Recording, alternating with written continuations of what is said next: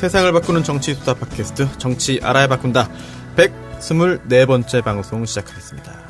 안녕하세요. 네, 손혜원 의원님, 정청래 의원님 그리고 남태호 배우 역시 자리하셨고요. 개편 후에 한 회 방송을 했고요. 오늘 두 번째 방송입니다. 생각보다 그럴듯하게 하는 것 같아요. 누가요? 손수 변호사. 제가요? 네. 저 일부러 지금 못하는 건데? 네. 잘해요? 진짜 잘해요? 잘해도 됩니까? 네, 알겠습니다. 네. 더 잘하시죠. 우리는 그 오디오 말고 비디오를 보여줘야 되는데. 네. 손 변호사는. 오디오가 낫다 이런 평을 받을 수 있도록 노력하시면.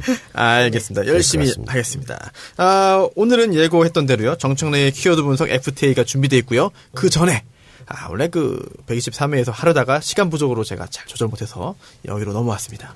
손혜원의 이제 국정감사 이야기 좀 듣고 싶은데요. 사실 손혜원 의원님이 현역 의원으로서 지금 활동을 활발하게 하고 계시면서 누구보다도 또 이런 숨쉬는 그런 생생한 이야기들 많이 또 접하고 계십니다. 저희는 또 그것도 궁금하거든요. 네, 한번 편하게 말씀해 주시면 좋겠어요. 교육 문화 네네. 이제 쪽하고 두 가지를 하고 있습니다. 교문이라 그래서 교육 쪽하고 문화 쪽하고 있는데 사실 문화 쪽은 제가 전문이라 굉장히 많이 알고 있고 일하기도 편한데 교육은 제가 잘 몰라서 공부해가면서 하고 있습니다. 이번에는 교육은 이제 제 전공 관련된 분야들을 좀 하려고 합니다. 초등학교 교사. 네. 학교들 새로 짓는 거, 체육관 짓는 거 이거 정청래 의원님이 원래 전공인데 이게 이렇게 천편일률적으로 아이들의 그 가장 꽃다운 시기를 보내는 때인데 좀 학교 좀 아름답게 지으면 안 되나?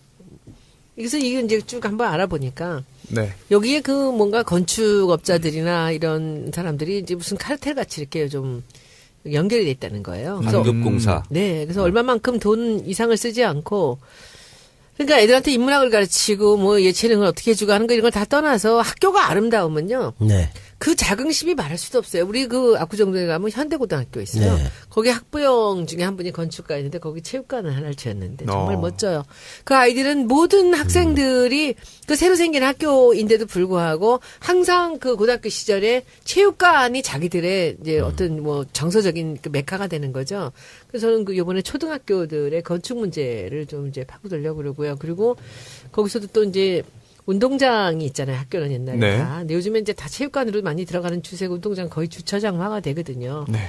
근데 지금 금싸라기 같은 그런 서울에 있는 이제 땅들이 그게 이제 운동장이 비어 있잖아요. 그래서 제 생각에 운동장을 지하 2층 정도로 파가지고 네. 밑에 수영장도 넣을 수 있고 주차장을 넣으면 동네 주민도 쓰고 네. 그리고 그때 우진학교 갔더니 그 수영장 때문에 동네 사람들한테서 그 학교 그 장애인들 학교였는데 얼마나 서로 간에 교류가 되는지 몰라요. 그래서 그 운동장을 파서 지하에 주차장과 그리고 체육시설을 좀 넣어주면은 좋지 않을까. 일단 땅이 있으니까. 네. 근데 그것도 이것저것 걸리는 게 너무 많은 거예요. 너무 많아요. 네, 그래서 저는 이런 제가 것들이 그거 하려다 실패했어요. 근데 제가 한번 또 해볼게요. 그래서 네네. 그것을 이제 그 아이들의 정서적 교육을 위해서 학교가 이제 얼마나 아름다워져야 되지. 물론 학교의 컬러링 이런 건 얘기들은 굉장히 많이 있습니다.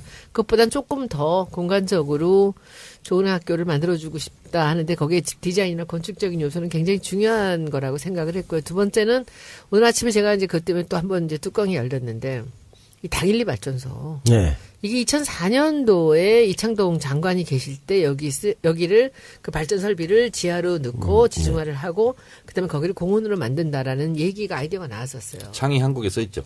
근데 그것이 이제 실제로 진행이 됐습니다. 진행이 됐는데 근데 제가 합정동에 살다 보니까 아침마다 바라보면 돌아버리겠는 거예요. 뭐냐면 이 중부발전이라는 그 발전소의 이제 소유였어요, 거기가. 네. 근데 거기에 중부발전이 이 4억이 5억이는 문화시설로 남겨놓고 이제 나머지를 지중화시킨다라고 했는데 어마어마한 자기네들의 오피스 빌딩이 들어서는 거예요. 근데 그게 모양도 너무 흉하고 너무 큰 게 원래 계획과는 다른 건데. 다른 거죠. 그래서 이제 제가 오늘 아침에 이제 가기로 약속을 해놨어요. 그래서 그거는 못하게 해야 되겠는데. 이미 뼈다가 다 올라간대. 그래서 이제 어떻게 제가 사실은 재밌는 얘기인데 얘기를 좀 해드릴게요. 김성애 부장관한테 장관하고 통화를 하게 해달라. 산자위잖아요. 난 산자부니까 잘 모르잖아. 그랬더니 수행이 장관을 안 바꿔주는 거예요. 그래서 제가 또 오기가 있지. 이제 그 위원장님 저는 친하거든요. 한자위. 그래서 장관한테 전화하셔서 손혜원이 성질이 굉장히 나쁘다. 전화 좀 부탁한다. 이렇게 얘기 좀 전해주십시오. 금방 전화 왔더라고. 그래서 장관님, 지금 이제 오신 지 얼마 안 되셔서 지금 이 당일리 문제를 잘 모르시는 것 같은데 이것은 중부발전에서 시민들한테 내놓겠다라는 그런 컨셉으로 간 건데 제가 보기엔 중부가 다 차지를 하고 있는 것 같습니다. 제가 내일 가니까 연락을 해놓으십시오. 그랬더니 뭐 오늘 난리가 났죠. 아침에 갔더니. 그래서 제가 뭐 몇 가지 이제 얘기를 했고요. 그리고 이제 사실 이게 문체부가 관련돼야 되는 건데 문체부는 지금 아직은 빠져 있고 중부하고 문제가 뭐냐면 그 설계 변경에 그 과정마다 마포구가 하고 계속 도장을 찍어준 거예요. 그리고 마포구가 돈을 받아가지고 물론 그건 건축에 뭐 관련돼서 적법하게 받는 거랍니다. 그래서 이제 뭐 도서관에다 쓰고 그랬다는데 계속 설계 변경을 마포구가 찍어주면서 마포구 땅 이쪽에 오고 저쪽에 기숙사 지어주고 평당 1억짜리 땅에다가 독신자 기숙소를 지어준다는 게 말이 됩니까? 야. 그래서 내가 오늘 이제 저 산자부에서 왔어요. 과장 하나가. 그래서 과장님 10번 얘기했어요. 제가. 과장님. 저는 지금 이 건축물 이거 누가 어떻게 이거 서울시에서 누가 이거 오케이 했는지 이거 좀 봐야 되겠습니다. 지금 이걸 헐지는 못하겠지만 이게 누가 이런 짓을 저질렀는지 제가 봐야 되겠습니다. 근데 과장님은 저 기숙사랑 저 독신자 숙소 없애주십시오. 사옥이야 사택. 사택을 그 안에 강가에 제일 좋은 자리에다가 산자부 사택. 처음 원래 제가 그 할 때는 중부발전소 뭐 오피스텔 이거는요. 오피스는 전혀 없었고요. 예. 그리고 지하화하고 그리고 3만 5천 평은 공원으로 주민들에게 돌려준다. 그렇게 됐어요.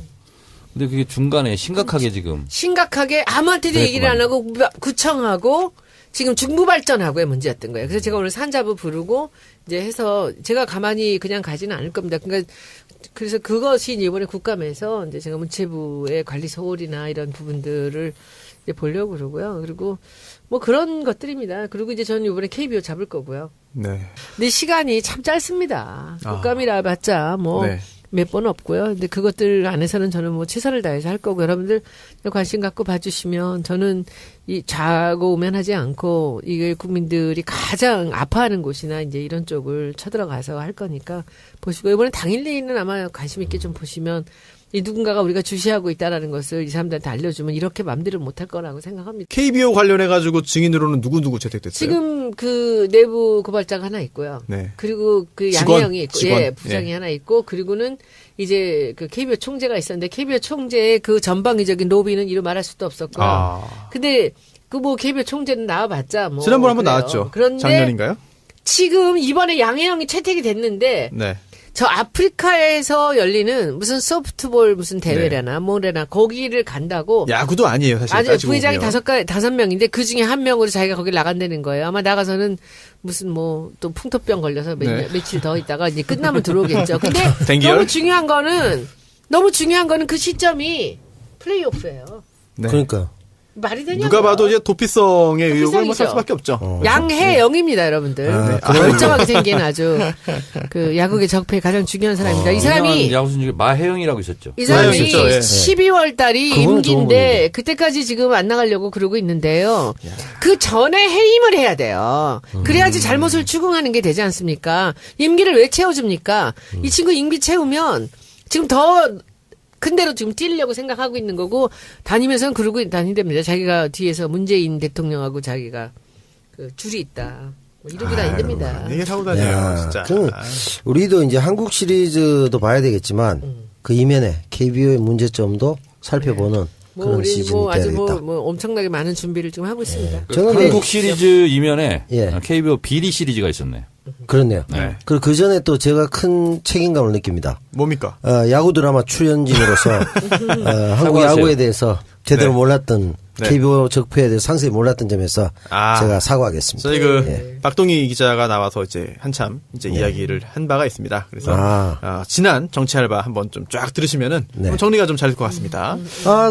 그 진행의 묘미를 지난 네. 방송까지 다시 듣게 하는 네. 그 손소 변호사가 굉장히 그 교활한 진행. 아니, 교활한가요? 거의 뭐 예. 천재적인 진행 방식인데. 예. 이 작가 따위는 이제 필요 없을 것 그런가요? 같습니다. 예. 알겠습니다. 예. 오늘은 감시도 없습니다.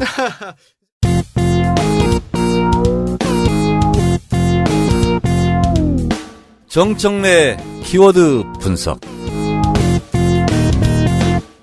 지난번에 이제 NLL 관련해가지고 이제 키워드 분석 쭉 들었는데요. 저도 사실 기대되는 게 FTA. 과연 이게 좀 언론 보도만 보면은요, 좀 헷갈리는 것도 있어요. 정말 이거 문재인 대통령이 정말 거짓말 한 거야? 그런 의견도 있고, 또 아니다, 그게 아니다, 오해다라고 하는 의견도 있고.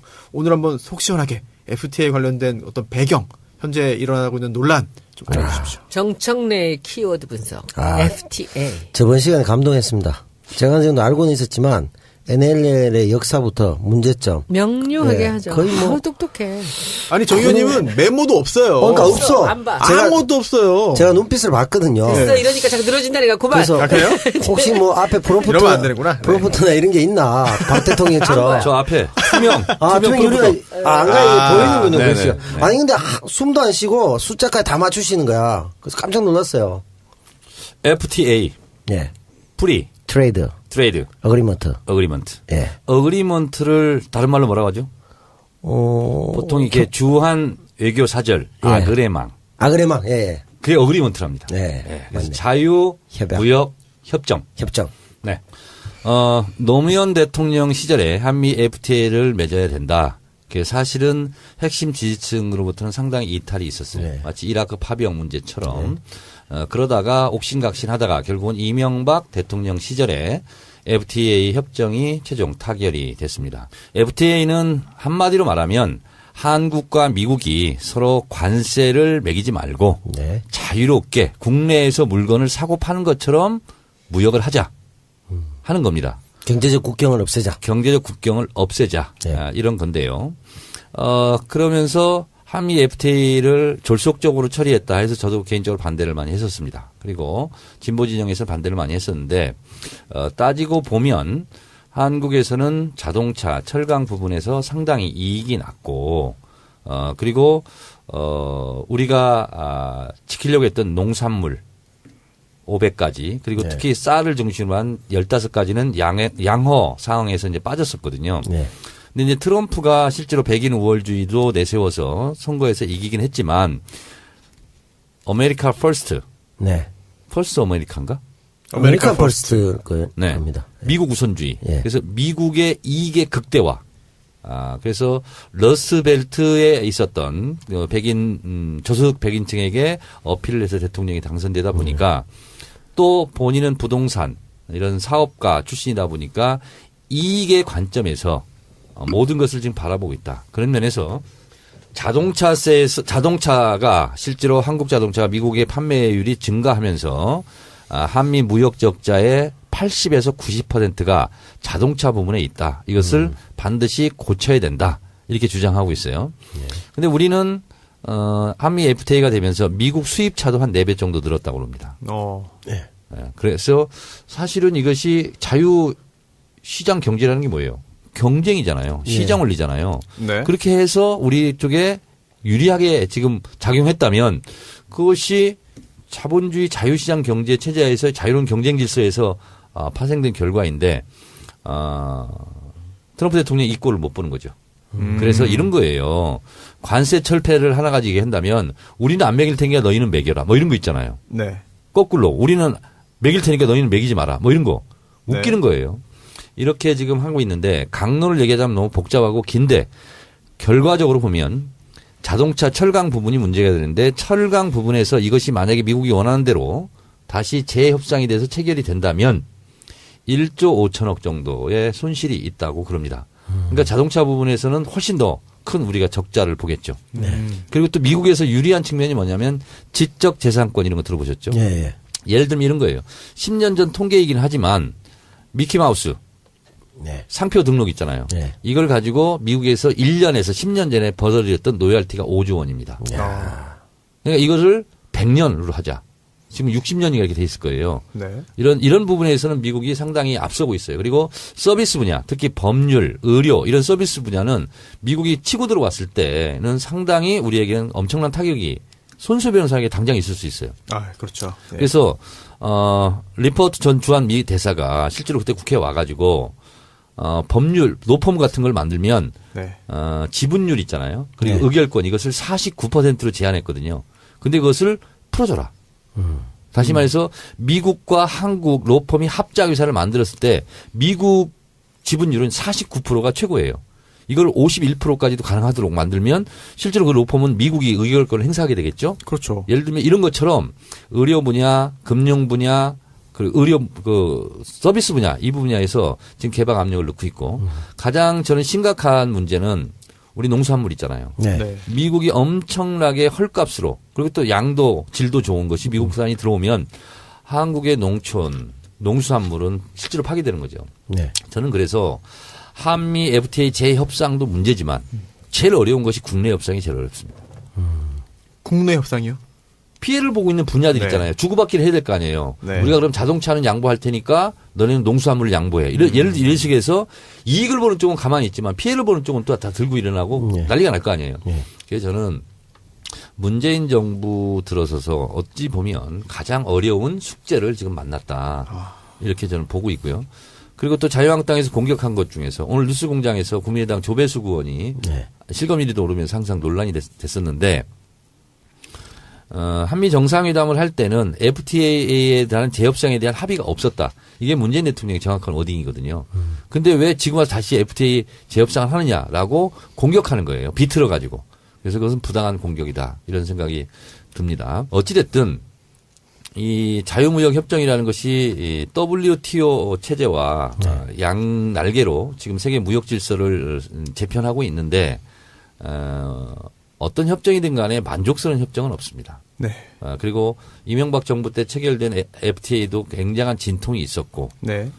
지금 한미 FTA도 마찬가지인데 이게 당장 발등의 불은 아닌 것이 네. 국내에서는 통상 절차법에 의해서 국회에 보고를 해야 되는데 보고를 어디까지 해야 되냐면 어느 정도로 손해보고 어느 정도로 이익을 볼 것 같다 하는 부분까지 보고하게 돼 있어요. 네. 미국도 또한 마찬가지입니다. 그러면 미국과 한국의 국가 대 국가의 협상이긴 하지만 행정부 대 행정부의 협상이거든요. 네. 이것을 우리 국회에서 거부하면 협상은 진행될 수 없습니다. 미국 또한 마찬가지입니다.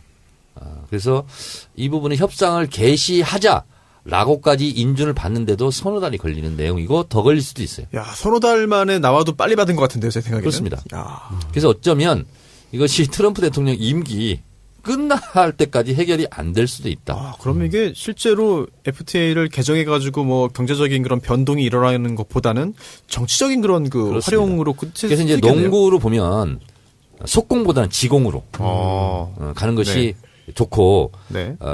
그리고 이것을 급하게 서두를 이유가 없다. 없다. 네. 아하. 알겠습니다. 그래서 국회의 역할이 굉장히 중요해요. 왜냐하면 문재인 대통령 그 행정부도 국회에서 이렇게 하는데 우리들 어떡하냐. 네. 이렇게 국회의 입장을 지렛대로 활용할 가능성이 좀 저는 많이 있다. 이렇게 보는데 지금 민주당은 어때요? 어떤 입장입니까? 아직까지 뭐 정리되지 않았나요? 정리되지는 않고 네. 뭐 트럼프가 이게 이제 엄포가 아니라 블러핑이 아니다. 네. 이게 실제로 폐기하려고 그랬다. 그리고 실제로 합의가 안 되면 폐기해요. 그러면 이제 양국에서 다 손해를 보겠지만 그렇죠. 우리나라가 더 손해를 보는 것 같이 지금 이제 알려져 있어요. 네. 근데 이게 저도 이제 FTA 그 협상 과정 참여정부 때 참여를 해보고 네. 너무 복잡합니다 이거. 예를 들면 이런 거 가지고 있잖아요. 네. 온라인 쇼핑몰 있잖아요. 네네. 이건 국경이 없잖아요. 없죠. 그렇잖아요. 네. 직구 뭐 이런 거 있는 것처럼. 아, 네. 그래서 전자상거래 있잖아요. 네. 이 분야를 어떻게 할 거냐. 그거 하나 가지고도 너무 머리가 아파요. 제가 전문가도 아니고. 참. 그래서 이거는 품목 하나하나, 업종 하나하나 그 분야에 해당 전문가들이 정말 솔직하고 양심 있게 통계 자료를 분석해서 그걸 가지고 협상에 임해야 된다. 네. 근데 국회의원들이 이게 다 할 수가 없어요. 또 누가- 비전문가들이고. 그러면은 뭐 관료들의 좀 도움을 받고 이렇게 하나요? 어떻게 되나요? 이것은 전적으로 통상교섭본부 네. 소관이에요. 김현종 본부장인가요, 지금? 그렇습니다. 네.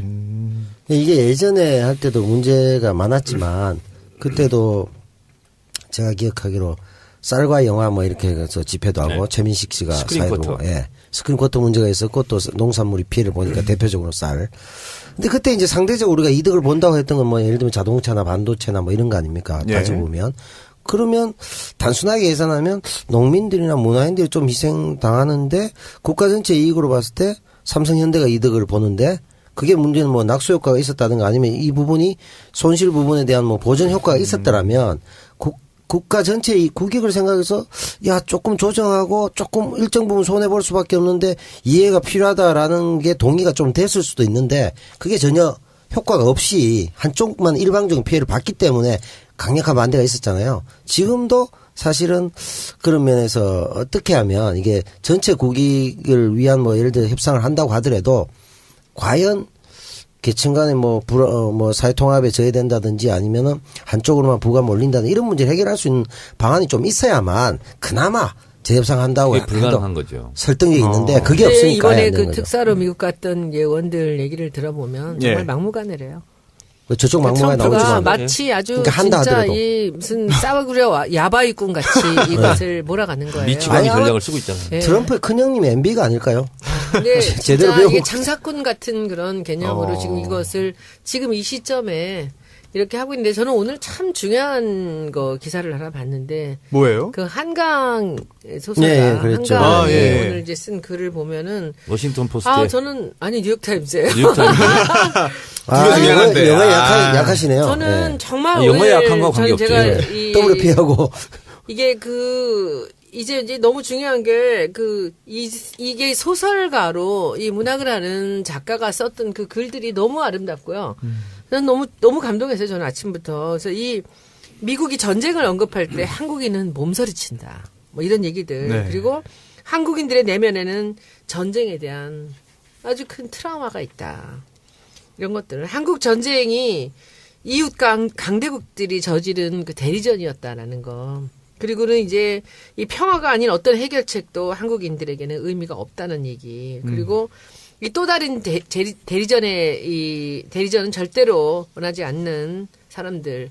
지금 여기 한국인들이 있다. 이런 식으로 그 말도 표현도 이 점진적으로 하는 얘기들도 굉장히 좋았어요. 그래서 이걸 보면서 미국 사람들이 너무 환호를 하면서 한강 계속 한국을 위해 이야기하라. 막 이런 식으로 나오는데 지금 이제 이 미국 사람들이 평들이 너무 좋아하면서 이 평화라는 것이 얼마나 중요한지를 이 한국의 작가가 이렇게 얘기를 했다 하면서 베를린 장벽이 붕괴되고 독일이 통일된 것처럼 한국 문제가 평화적으로 끝나기를 바란다 이런 식으로 해서 아주 좋은 반응들을 보였는데 이제 그 뒤로 이제 어떤 일들이 벌어지냐면 너무 기가 막혀서 나는 이런 프레임들이 정말 이걸 깨고 싶어서 제가 오만과 편견을 하겠다고.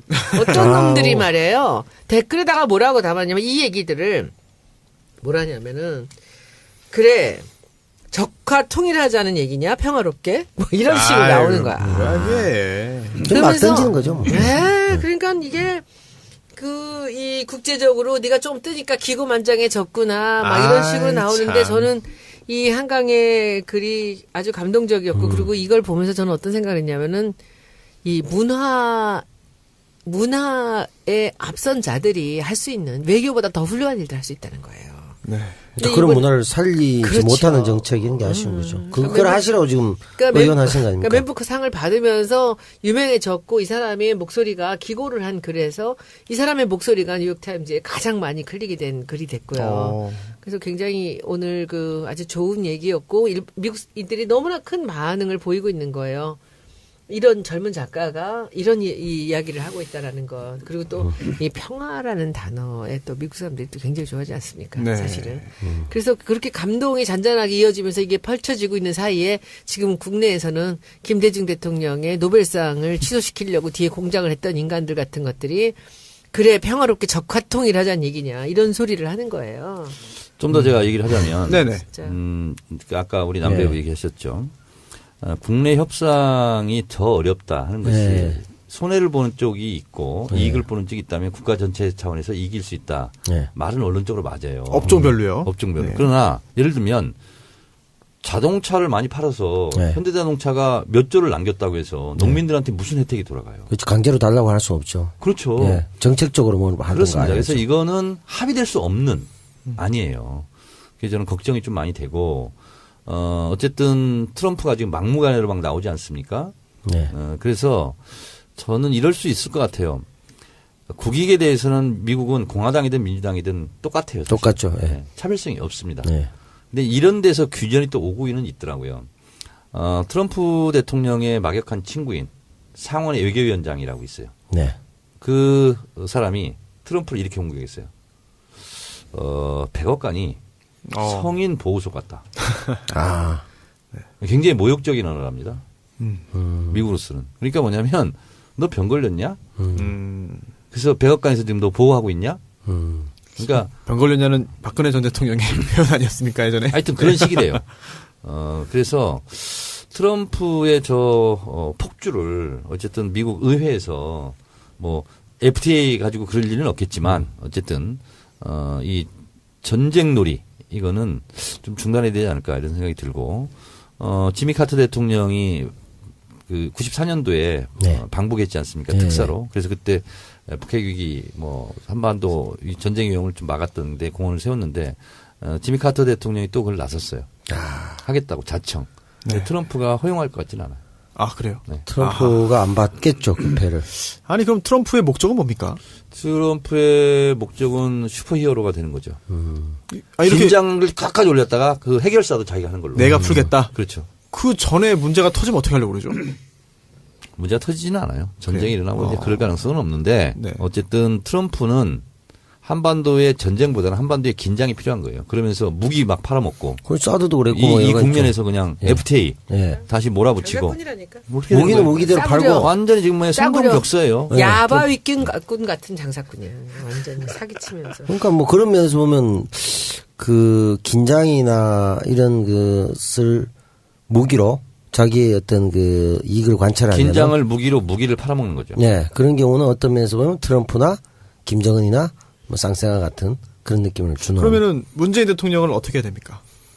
어떤 잘해야죠. 그러니까 이럴 때는 민중적 용어로 네. 좀 배짱, 깡 이런 게 있어야 될 것 같아요. 좀 더 구체적으로 어떻게 해야 될까요? 저 사실 잘 모르겠어요. 아니 우리가 느끼지 못하는 대통령이 느끼는 고독함, 외로움 네. 이런 게 있을 거예요. 당연히 왜냐면, 있겠죠. 그거 있겠죠. 크겠죠. 왜냐하면 잘못하면 경제 보복당하고 아유. 그럼 당장 국제적으로 손해가고 얼마나 조심스럽겠어요. 근데 그 조심스러움 속에서 어쨌든 대한민국 국가 원수로서 네. 뭐 지금 그런 말을 하고 있지 않습니까? 어떤 경우도 전쟁은 안 된다. 네. 뭐 이런 거 얘기하는 한반도 것처럼 비핵화라는 큰 전제하에서 움직이는 그렇습니다. 그래서 그런 부분은 뚝심 있게 미국 대통령한테도 할 말을 해야 될 것 같아요. 그리고 이제 국내적으로는 뭐 국회를 아까 지렛대로 이용하는 것이 현실적인 제일 방법이다. 바람직한 게 사실인 겁니다. 예. 사실은 그런 면에서 사드를 어떡하냐 국회에서 이렇게 하는데. 사드 문제에서도 그런 비판들이 일부 있었거든요. 네. 그렇잖아요. 중국 네네. 핑계를 댈 수도 있고 내부에 또 뭐 성주 쪽이나 뭐 국민들의 반대도 있고 뭐 국회에도 있고 여러 가지 얘기를 하면서 좀 더 협상 카드를 길게 보고 썼어야 되지 않느냐 비판하듯이 뭐 그것은 뭐 견해 차이가 있겠지만 저는 그쪽으로 보는데 FTA도 그렇게 좀 접근을 하시는 것이 좋지 않겠나 생각이 드네요. 그러니까 조용하기보다는 좀 시끄러워야 돼요. FTA 문제. 시끄럽게 그래야 그게 협상의 지렛대로 네. 사용할 수 있습니다. 그러니까 지렛대로 하려면 사드 때도 저는 그 점이 좀 아쉬웠거든요. 네. 조금. 아, 근데 참 사실 미국 얘기 나오고 북한 얘기 나오고 이렇게 나오면은 좀 답답합니다, 정말. 국내 정치보다도 더 답답하고 이게 과연 길이 뭔가 해답이 뭔가. 국제 질서, 국제 관계에서 정의는 없습니다. 오로지 힘의 논리만 있을 뿐이죠. 그 말씀을 하시니까 더 답답해지는데요. 알았어요. 그러니까 다음은 넘어가자고요. 그러니까 예를 들면 이런 거예요. 핵 무기를 제일 많이 갖고 있는 게 누굽니까? 미국이에요. 미국이죠. 예. 그리고 핵 공격을 실제로 해본 게 미국이에요. 네. 네. 근데 우리는 핵 가져도 되는데 너네는 가지면 안 돼. 그러니까 이 논리적으로는 이게 비합리적이죠. 논리적으로 엄청난 모순이죠. 그렇죠. 말이 안 되는 거죠. 마포에서 손혜원 의원이 나는 국회의원이야. 나 혼자만 100평 아파트. 네. 나머지는 다 50평 이하로 살아야 돼. 나머지 어째 조금 이상하네 비유가. 아니죠. 100평을 살면서 나머지 분들에게 50평을 다 나눠주는 거죠. 그러면 이게 또 아재 비유가 안 돼. 그만 국회의원이. 넘어가 빨리. 자, 아무튼 일체 아재를 허용하지 않아요. 경고등이 켜지고 있습니다. 경고등. 예, 노란불이 켜졌습니다. 광고 듣고 올 때를 딱 알려주시는 것 같은데 광고 듣고 오시죠. 이제 그만하자. 떠나고 싶다. 여행은 투어이브. 응대리 1초 이거밖에 못하겠어? 뭐 하나 제대로 하는 게 없어. 능대리 아직도 못했어? 오늘 야근이야 야근. 떠나고 싶다. 여행은 투어이브. 헐, 엄마, 지금 몇 시야? 왜 안 깨웠어? 여보, 양말, 넥타이. 애미야, 아침밥은 아직이냐? 나도 밥! 진짜 떠나고 싶다. 여행은 투어이브. 지친 일상에서 탈출하고 싶다면 투어이브와 함께 괌 사이판을 기본 모든 해외여행은 투어이브와 떠나세요. 전화상담은 02-777-7233. 광고 들어주셔서 고맙습니다. 투어이브 들으셨는데요. 괌 사이판 전문 여행사 투어이브. 여행 준비할 때는 언제나 투어이브 찾으시면 되겠습니다. 괌 사이판 외에 다른 여행 계획도 문의 주시면요. 친절하게 상담해 드리고요. 하나투어, 자유여행, 배낭여행, 패키지여행 등 하나투어 상품 예약 시에도 투어이브 이용하시면 좋겠습니다. 여행 고민하실 때 주저없이 연락 주시고요. 네이버에서 투어이브 검색 부탁드리겠습니다. 그리고 이 케이크. 네, 맛있어요. 네, 케이크. 저희 너무 맛있어요. 정치 알바에 오늘 또 나름 큰 그런 또 변화가 이제 있었기 때문에 뭐 이제 출연자의 변동 등등. 정치 알바의 보이는 아름다운 손 투어이브 네. 박미정 사장. 네. 네. 괌 사이판 전문 여행사 네. 대표. 이 투어이브 사장님께서 주신 거죠. 케이크. 청래당. 네. 청래당 명의로. 그렇습니다. 여기 써 있군요. 예. 새로운 정치 알바를 응원합니다. 청래당. 감사히 잘 받겠습니다. 예, 감사합니다.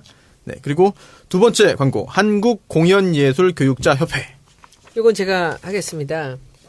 우리 마포에서 20년이 넘게 음악 학원을 했던 분들이 계십니다. 이분들이 한국공연예술교육자협회, 줄여서 카파, KAPA라는 그런 이제 교육 프로그램을 운영하고 있습니다. 제가 보기에는 이제 클래식부터 실용음악, 재즈를 비롯해서 입시도 그렇고 취미의 연기, 뮤지컬, 댄스까지 아우르는 공연 관련되는 모든 것들을 레슨을 합니다. 그리고 여기는 한국직업능력개발원에서 승인한 민간 자격증 있는 믿을만한 교육기관인데요. 혹시 여러분들은 악기를 하나 다뤄보고 싶지 않으십니까? 혹시 피아노 치세요? 저는 기타를 조금 칩니다. 네. 저는 요번에 저는 징을 잘 칩니다. 징이요? 난 따기를 쳐. 길사대기를 칩니다. 저는. 만만치 않으신데요. 죄송합니다. 이래서 참으셨군요. 그런데 저는 제 자신을 치기도 힘듭니다. 머리가 아파 죽겠습니다. 나는 여기 전염되는 것 같아. 이 아재 개그 참아야지. 저기 제가 기타를 하나 샀어요. 기타 사셨다고요? 기타를 제가 국감 끝나면 바로 가서 배우고 일주일에 4번 가는데 시간은 가면 무제한으로 할 수 있는데 레슨. 예. 저는 레슨인데 17만 원. 그래서 제가 가면 조금 더 열심히 가르쳐 주겠죠. 그래서 이제 기타를 좀 배우려고 그러는데. 근데 손톱 깎으셔야 돼요. 왼손. 손톱 거의 없어. 네, 더 짧게. 저는 그 정도는. 그래서 사실 피아노를 어렸을 때 쳤고 좀 치고 싶었는데 시간이 잘 안 나고 피아노는 좀 더디잖아요. 그래서 기타로 이번에 바꿔 타는데. 이미지가 좀 피아노도 좀 어울리는데요, 근데? 옛날에 잘 쳤어요. 약간 피아노 쪽이신 것 같은데요? 기타보단. 하여튼 피아노 갖고 다닐 수가 없잖아요. 피아노를 너무 피하지 마세요.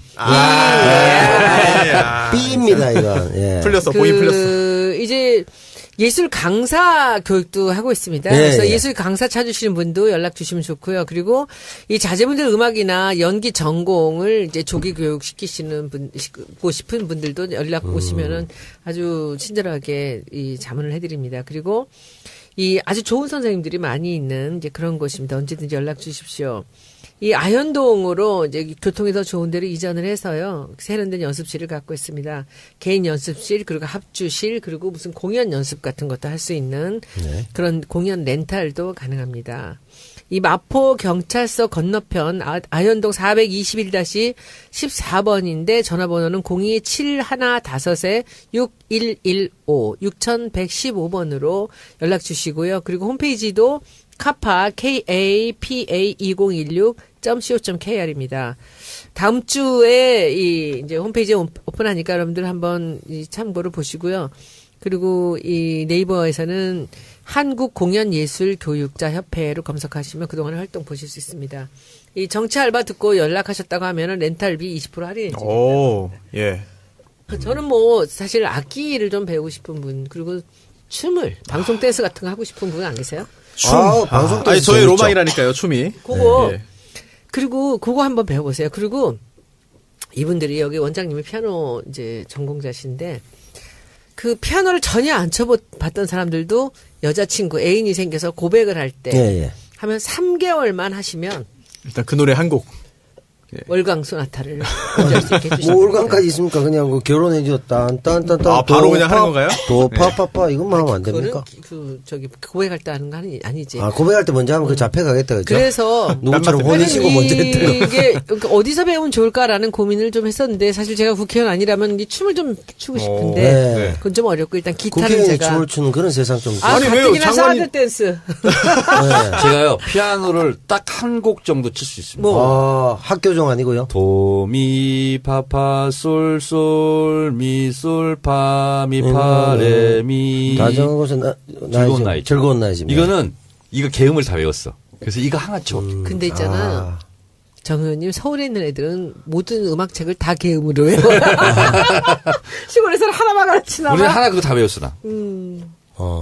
그렇군요. 제가 그 미솔도 미솔 아니 남배우 뭐 개음 아는 거 있어요? 개음이라는 게 무슨 다 뜻입니까? 했어 개이름, 무슨 개이름, 개음 도레미파 개명을 또 솔라시도 개이름으로 하는 거야? 아 개명? 개이름. 도레미파솔라시. 그 대구에서는 그거 안 가르치는구나 개명을 개명은 아, 대구에 개명대학교 개명대도 있잖아? 있는데 개명대학교에서 개명대학교에서 제가 8년을 강의했습니다. 8년을. 그리고 아까 그 예술 강사도 했습니다. 제가 네. 초, 중, 고, 대, 군 다제자가 있습니다. 제가. 그러니까 연기 근데 연극영화과니까 이제 영화에 대한 기초적인 뭐. 아, 이런 연극영화과 나왔어요? 아니요, 거기서 강의를 했죠. 아, 강의를 출신은 했다고? 전 그쪽이 아니고 경영학과인데. 이렇게 나중에 이제 왜냐면 영화 쪽 협회를 오래 하다 보니까 그래서 그쪽으로 했죠. 일단은 그 카파에 여러분들 기억하시고 연락 주시면 아마 뭔가 이제 남자들은 색소폰 많이 불고 드럼을 많이 친답니다. 카파에 가서 그 잘 공부하면 남자들 갑바도 좋아집니까? 아니. 그 G예요. 이건 K예요. 땡. 네, 실패. 실패. 카파시계 하나씩 줍니까? 이러면 돼. 야, 뭐야 이게? 이게 좀 전념성이 있네요. 그러니까 이거 이러다 우리 끝납니다. 제가 이 매개 이러지 역할을 마세요. 해서는 안 돼. 안 돼, 안 끊어야 돼. 되는데. 이러지 마세요. 안 돼. 사실 오늘 그 손 의원님의 그 국감 스토리 그리고 또 키워드 분석 FTA 두 개 했는데 사실 저는 이번 코너도 굉장히 좀 기대가 됩니다. 뭐 특별한 코너는 아닌데 이게 추석 후에 각 당의 움직임과 전국 전망. 사실 우리나라 최고의 정치 전문가분들을 모시고 지금 진행을 하는 거기 때문에 이제 한 발짝 떨어져서 객관적으로 보시는 정청래 전 의원님. 그리고 또 지금 현재 정당에서 이제 열심히 움직이시는 또 손혜원 현 의원님. 존재감 쩔게. 네. 그리고 또 이 두 분을 또 이제 객관적으로 또 바라보시면서 하나씩 멘트를 한번 해보죠. 네. 좀 굉장히 기대가 되고 궁금합니다. 정 의원님. 어떻게 될까요? 추석 후에 지금 이제 추석 민심은 문재인 전 대통령 민주당에게 불리하진 않은 것 같아요. 지지율도 약간 반등한 것 같습니다. 근데 좀 전체적인 판세가 어떻게 흘러갈지 좀 굉장히 궁금합니다. 문재인 정부에서 정말 프로처럼 잘하는 게 있어요. 뭔가요? 고속도로 통행료, 아, 면제, 예. 3일간.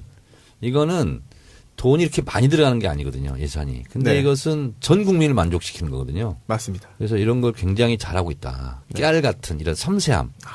라고 있는데. 누구 아이디어예요? 이게?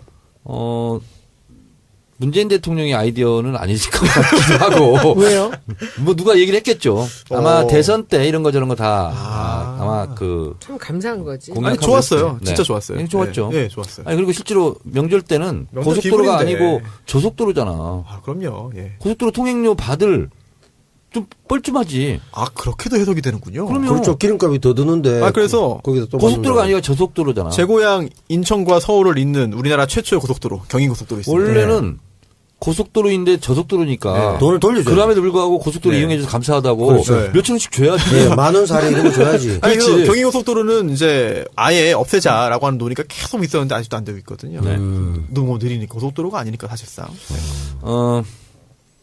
이번 이제 10월달 국정감사 네. 국면 처음이자 마지막으로 이명박근혜 정권 적폐청산할 수 있는 유일한 기회다.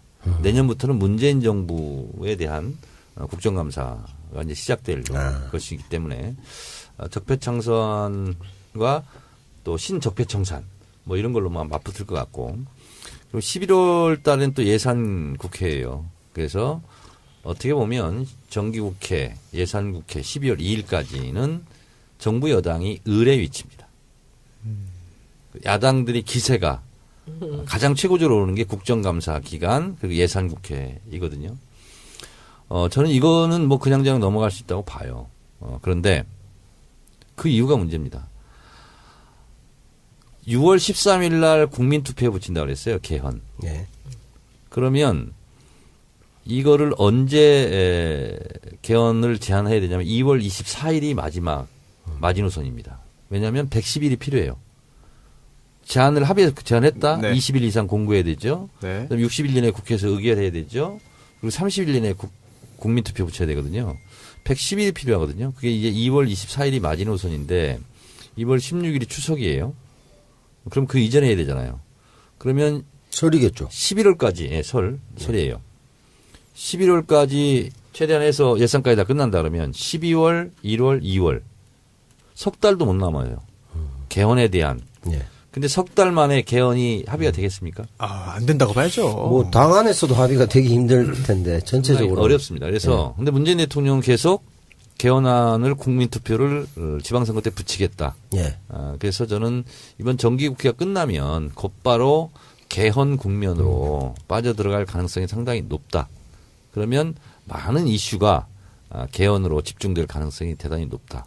이렇게 앞으로 향후 정국은 이렇게 전망하고 있습니다. 사실 이제 개헌이라는 게 굉장히 좀 이슈의 블랙홀이기 때문에 최순실 사건 터졌을 때 박근혜 대통령도 이제 당시에 뭐 개헌 이야기하고 하면서 국면전을 시도했던 거 기억이 나거든요. 물론 실패했습니다만.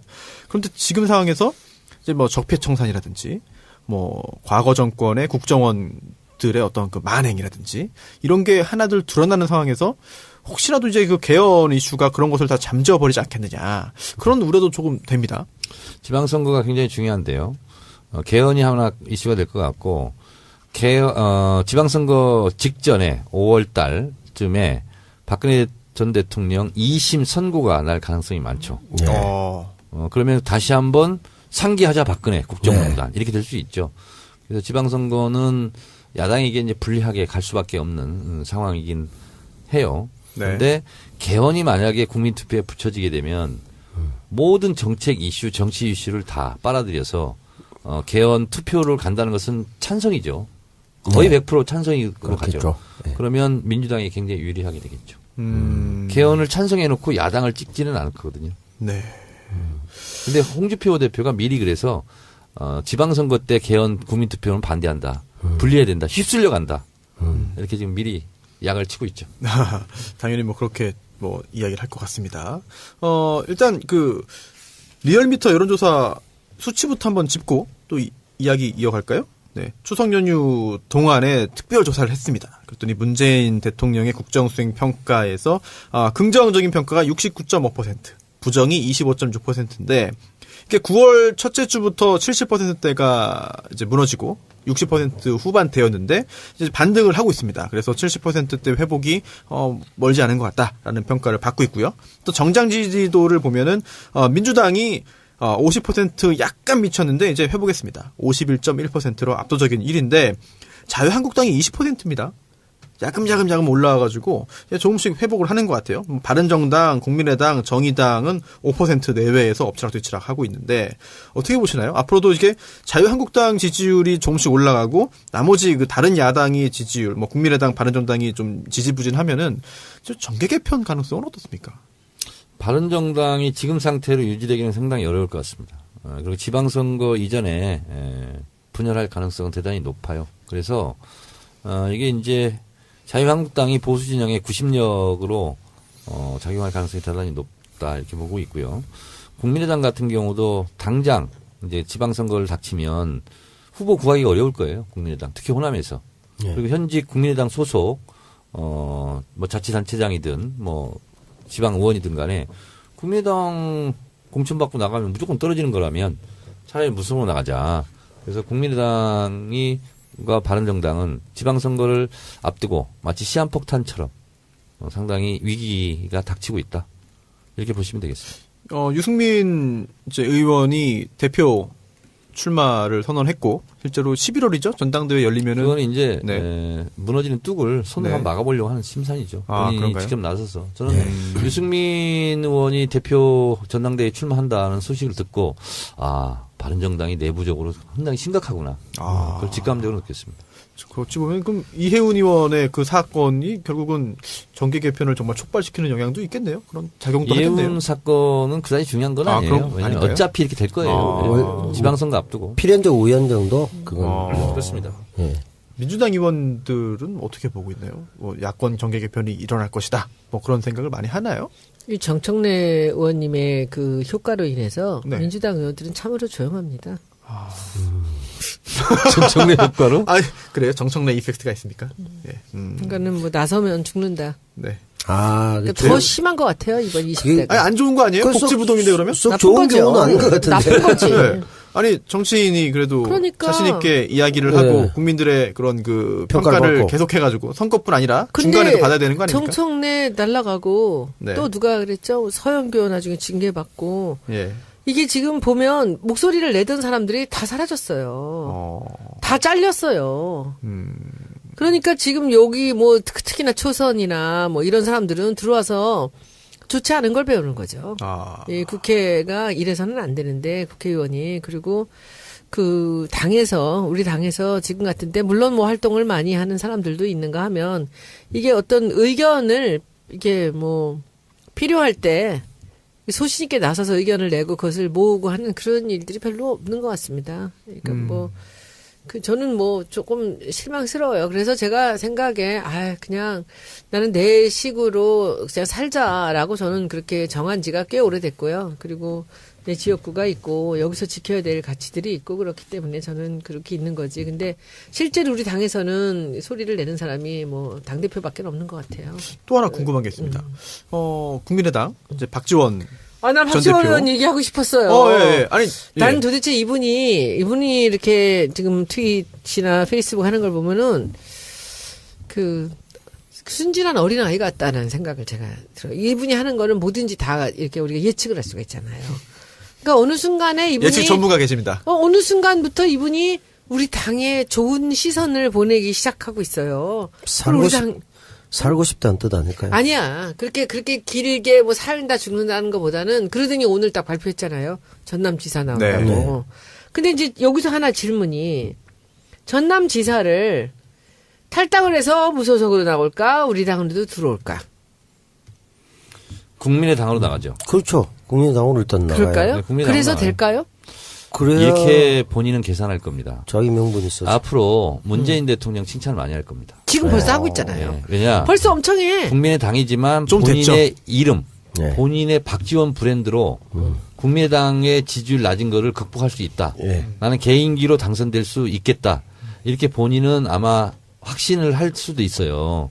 그러다 보면 지금 호남에서 전남에서 더불어민주당 지지율과 국민의당 지지율을 봤을 때 거의 뭐 5배 이 정도 차이가 나는데 국민의당 지지율을 가지고는 안 되잖아요. 그러면 더불어민주당을 지지하는 사람들의 지지를 받아야 될 거 아니에요. 그러니까 그렇죠. 앞으로 문재인 대통령한테 상당히 우호적으로 그리고 이낙연 국무총리한테도 상당히 우호적으로. 근데 이것은 순진한 것이 아니라 전략인가요? 상당히 노예하고 여우 같은. 근데 그 보여지는 게 너무 뻔하잖아요. 그럼 근데 너무 뻔하잖아. 그렇죠. 그 외로 손혜원 의원님은 뻔히 보이는데 안 보이는 국민들이 더 많다고 보시면 돼요. 진짜요? 그럼요. 어떻게 그걸 안 보일 수가 있어? 손혜원 의원이 정치권에 오기 전에 정치에 대해서 많이 알았습니까? 몰랐지. 몰랐죠. 다른 분들 다 그래요. 아우, 저 호남 가보면 정치 너무 잘 알아. 그래서 다 선수들인데, 근데 저는, 의원님, 그렇게 이 사람이 문재인의 우호적인 척하고 중도적인 그런 스탠스를 취한다고 해서 국민의당의 타이틀로 나와서 전남지사가 될까요? 본인은 그렇게 해서 영웅이 되고 싶은 거예요. 그러면서 뭐라겠어요. 안철수도 나오고 정동영도 나오고 다 나오라고 박주선도 나오고 다 나와라. 손학규. 그러면서 지금 국민의당 있잖아요. 분위기를 주도하고 있어요. 옛날부터 하고 주도했죠. 네. 그리고 안철수 대표가 지금 뻘쭘하게 됐어요. 예. 아니 당대표한테 당신도 어디 광역단체장 나가. 이거는 상당히 불손한 거거든요. 사실은. 근데 안철수 대표가 지금 꼼짝 못하고 있잖아요. 나갈 수가 없으니까 가만히 있는 거 아닙니까? 저는 박지원 대표 전 대표를 제가 좋아하지는 않지만 신의 한 수라고 생각합니다. 맞죠. 이게 당의 지도력이 굉장히 느슨한 틈을 이용해서 자기 정치적 입지를 강화하고 또 DJ의 그늘이라든가 또 민주당의 또 호남의 지지세. 그런데 이런 것도 자기 갖고 제가 싶고. 목포를 자주 다니는데 그 목포에서 박지원 의원님 그 인기가 굉장히 낮습니다. 지금 예, 아, 좋지는 낮아요? 않지만 아주 형편없습니다. 자, 그러니까. 그러니까 이렇게 될 수 있거든요. 호남 안에서도 맹주가 좀 될 수 있겠다는 박지원 생각이 전 있겠죠. 대표가 시간차 공격의 명수입니다. 네. 어떤 날은 개헌하는 게 꼼수다. 정략이 숨어 있다. 그러니까 그다음 한 날은 달 또- 있다가 바꾸지. 다시 또 개헌하자 이렇게 돼요. 예. 정치는 생물이라 또 자, 그러면서 하나요? 이렇게 돼요. 지금 이제 막 국민의당을 주도하기 위해서 이렇게 할 수도 있어요. 막판에는 아 내가 후배들에게 자리를 물려주기 위해서 나는 양보하겠다. 또 그럴 수도 그리고 있고. 안 나올 수도 있는 거예요 또. 네. 전 손해볼 왜냐하면 게 그게 없잖아. 너무 쉬운 사람이에요. 손해볼 게 혹시 없고. 나는 안철수 같은 당대표하고는 절대 같은 활동을 할 수가 없다 하고 탈당할 가능성은 없을까? 그러기는 어려울 거예요. 그러기엔 너무 많이 오지 그러기는 않았을까? 어려울 거예요. 그리고 이제 왜냐면 천정배나 정동영 이런 분들도 지금 힘이 없으니까 호남에서의 어쨌든 조금밖에 없지만 티끌이라도 모아서 자기가 거기에 어떤 주도권을 가질 수 있고 또 안철수 대표가 지금 지리멸렬한 상태니까 당권도 그렇고 또 이걸 출마하든 안 하든 자기는 잃을 게 별로 없고 이런 여러 가지 그리고 것들을 이제 계산했을 때 이 유리할 수 있죠. 여론몰이의 규제이기도 해요. 왜냐하면 앞으로 지방선거에는 누가 후보가 되느냐 이것이 이제 추미애 관심사잖아요. 네. 그리고 전남도지사 지금 나가는 것처럼 김현정이 뉴스에서 얘기를 했단 말이죠. 그러면 이제 본인이 스포트라이트를 또 받는 거예요. 네, 또. 그러면서 전국을 본인이 좌지우지하겠다 이런 셈법도 깔려 있는 거죠. 근데 될까요? 되든 안 되든 그게 중요한 게 안 아니에요. 되더라도 지금. 자기가 안 하는 그분한테는. 것보단 낫지 않을까. 아우, 요번에 이제, 지선에서는, 지방선거에서는 제일 중요한 게, 하여튼 지사들인 것 같아요. 그쵸? 네. 경남지사도 그렇고. 우국지사를 뽑아야 되는데 이상한 지사들이 나타나서 제가 안 하니까 애국지사라고 했습니까? 예. 저는 애국지사로 하겠습니다. 애국이나 우국이나 뭐 그게 차이가 뭐죠? 있습니까? 뭐가 다른 거죠? 예? 아니 아재 개그긴 했어도 내용이 없는 건 아니지 않습니까? 사회자님? 개그가 아니에요. 아이고, 무슨 개그야, 아닙니까? 개그. 개그가 아닙니다. 그냥 아재 뭐 개 드립? 아니 우국지사 애국지사 사실 개그 차이도 안 나. 아니 개그에 포함시키기 약간 아까 좀 그게 나, 민망하네요. 그거 뭐였지? 아니 그 도지사보다는 오만과 애국지사를 편견 뽑자 뭐였죠? 이랬는데 자만과 선입견. 아니 그거는 순수한 맛이 있어. 아니 소녀님 아니, 그 약간 또 오만과 특이한 편견. 거에 또 이제 특이한 걸 또 좋아하시네. 아 이상하시네. 근데 그게, 거기는 굉장한 노력이 보여요. 다르게 아니, 해보려고.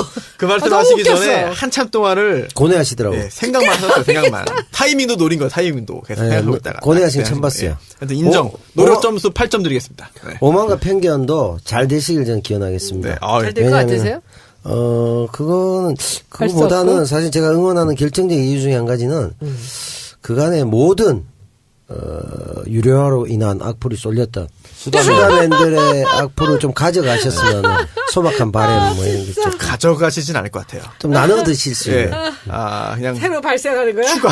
예. 아, 그냥 추가. 추가. 그러면 안 돼. 왜냐하면- 그럼 차라리 저희가 다 먹겠습니다. 이렇게 하지 않을까? 수다맨들하고는 너무 달라요. 오만과 편견까지 유료화가 되는 걸 보니까 수다맨이 더 적폐다.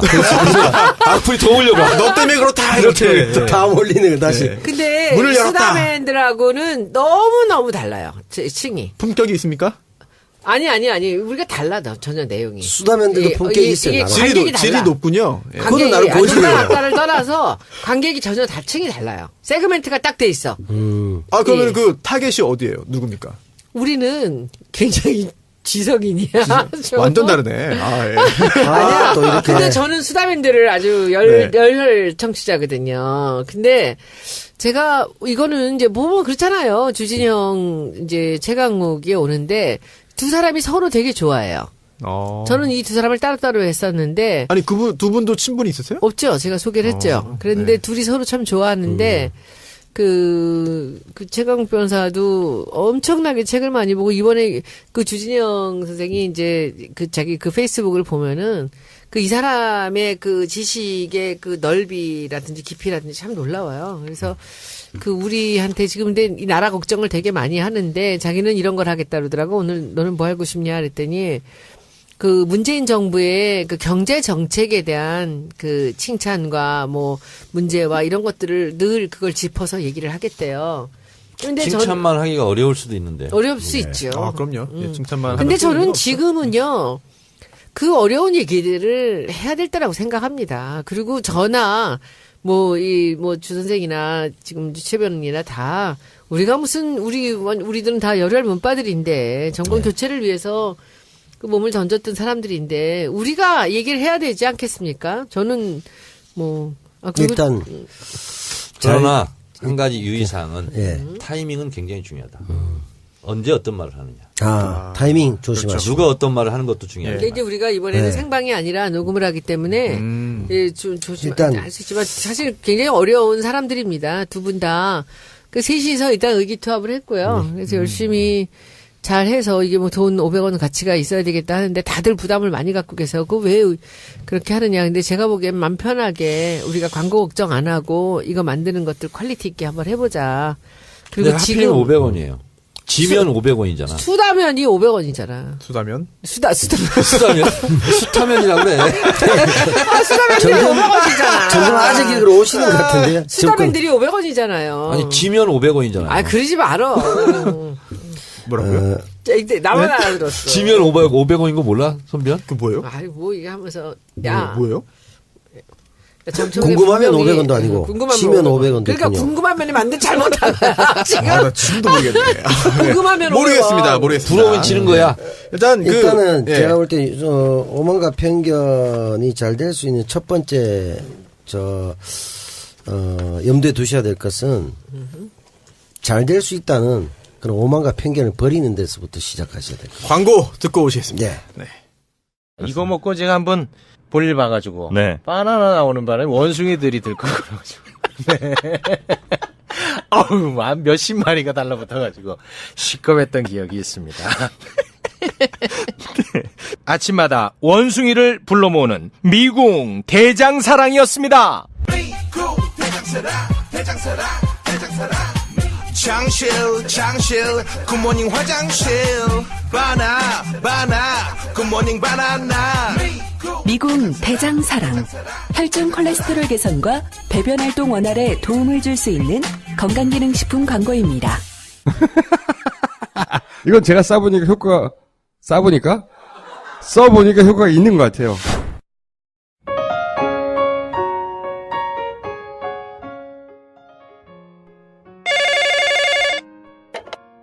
언니, 오늘도 퇴근하고 바로 집으로 가요? 그럼 근데 왜 요즘 바로바로 집으로 가요? 집에 누구 있어요?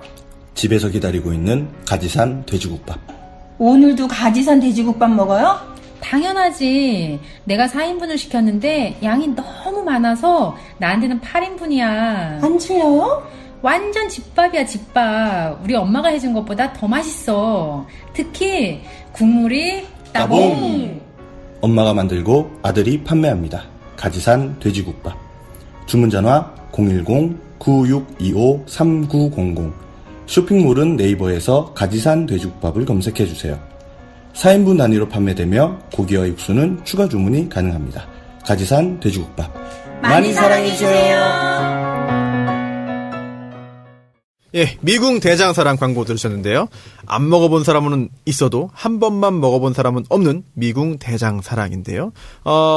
이 원재료가 궁금했는데 차전자피. 이게 그 질경이 씨앗인 차전자의 껍데기를 의미한다고 합니다.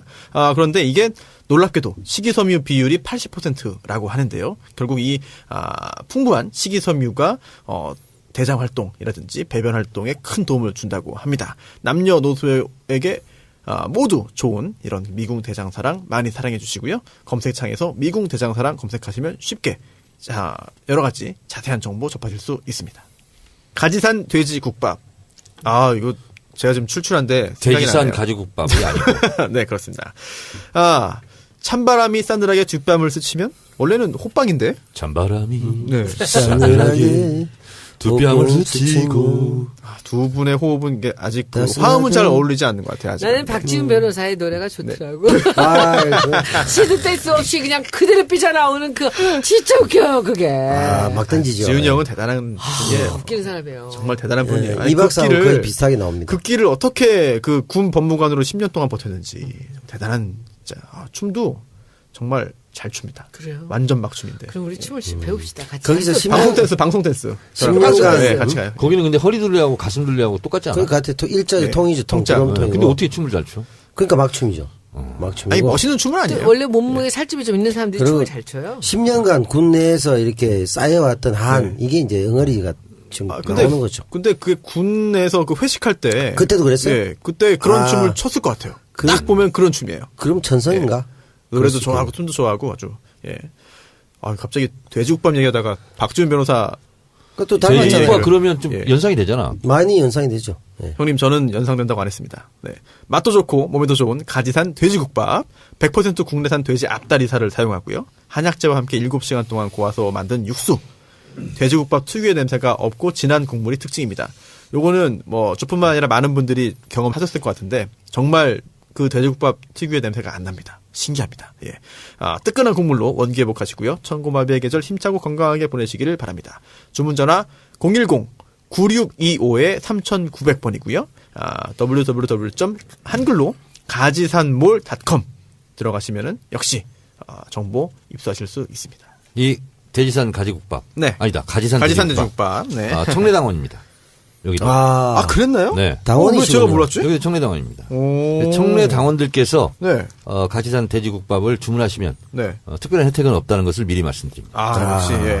진정군요. 네. 알겠습니다. 훌륭한 근데 맛이 당원입니다. 있어요. 예. 맛이 있으니까 뭐. 예. 참 맛있어요, 근데. 정말 맛있습니다. 네. 저는 뭐 채식이라서. 다른 보너스 혜택은 맛으로 받으시기 바랍니다. 혜택은 맛으로. 그건 됐죠, 뭐.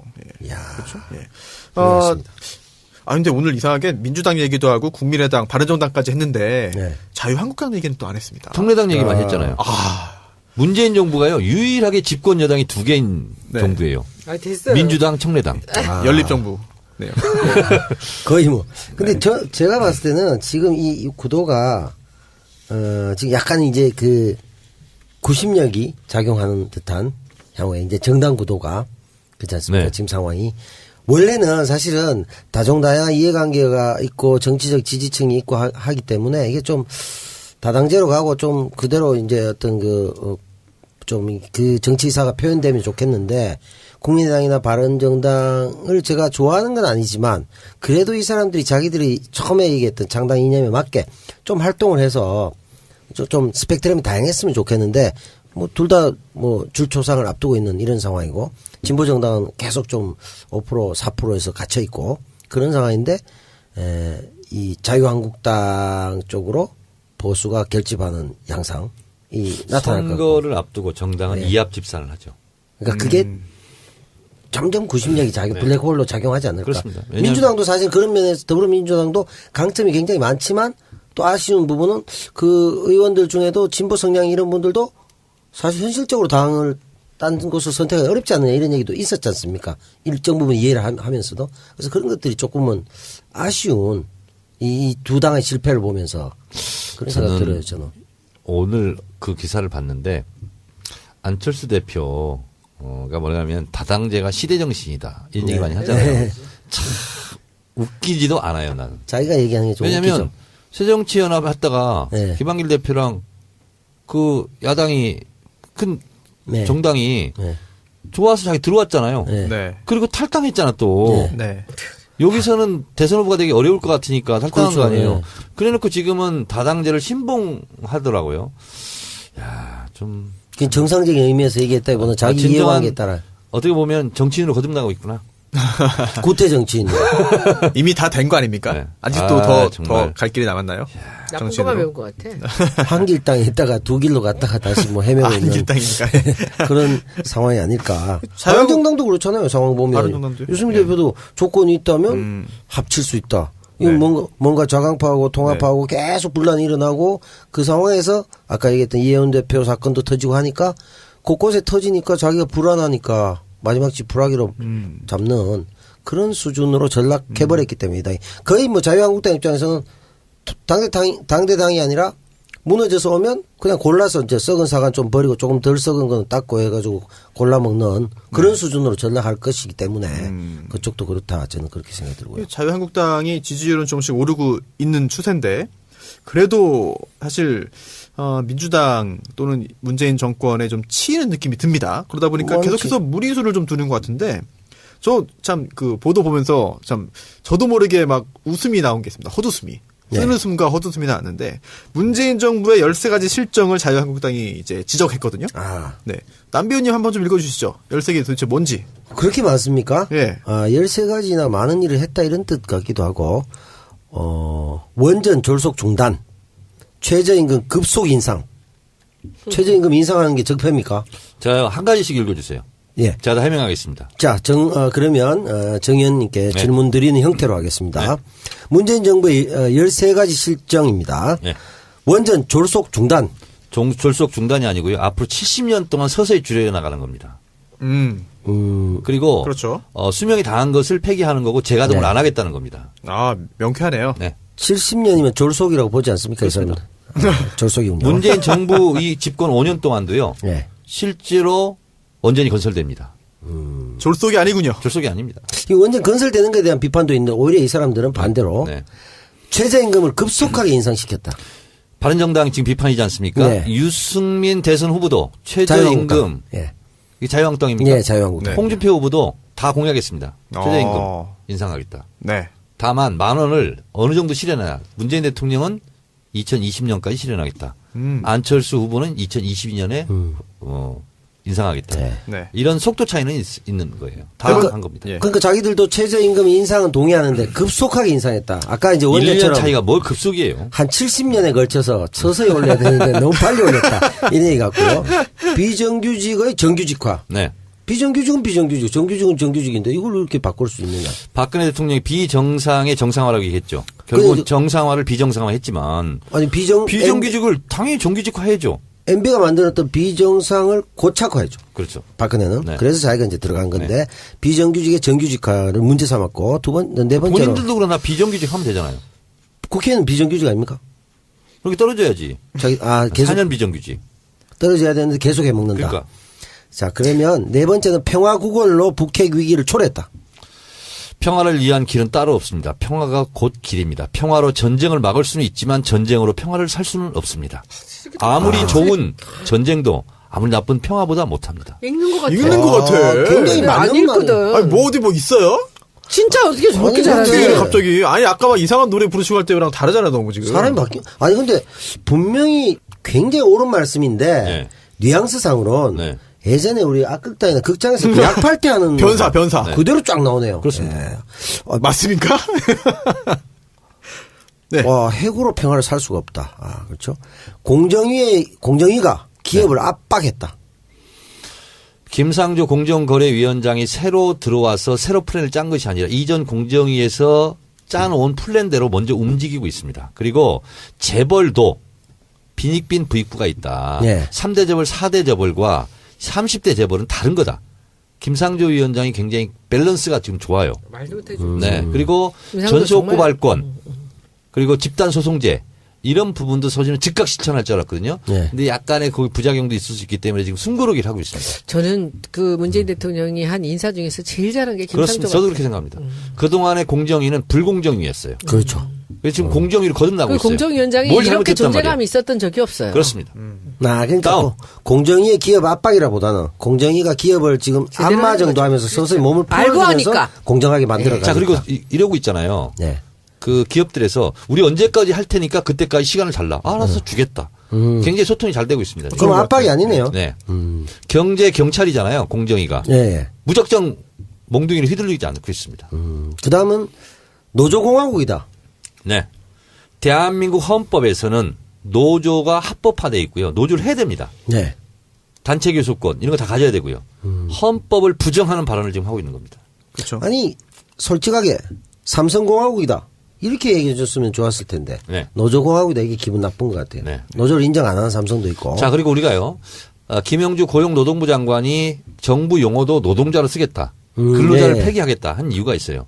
근로자라는 건 뭐냐면 부지런하게 그렇죠. 노동해라 일만 이런 하는, 예. 일만 하는 거예요. 네, 노동권이 없는. 그렇습니다. 그래서 근로자의 조직 이렇게 부르고 싶을 거예요. 거기는. 근데 노동자의 조직이거든요. 노동과 자본이잖아요. 그래서 학술적으로 너무 분명한 경계선인데 그 노동자들의 단결권을 하지 말아라? 웃기는 얘기죠. 근로자들의 그건 이상하네요. 근조공화국 되는데 그러면. 네, 근조. 네. 예. 일곱 번째. 소득주도 성장으로 사회주의 배급제도를 추진했다. 웃기고 있는 얘기 하고 있고요. 지금까지 자유한국당이 주장한 것은 소위 말하는 낙수 경제. 네. 재벌이 잘 살면 국민들까지 잘 산다. 중소기업까지 잘 산다. 이것은 실패한 정책이었고요. 소득주도 경제 성장론은 학술적이기도 합니다.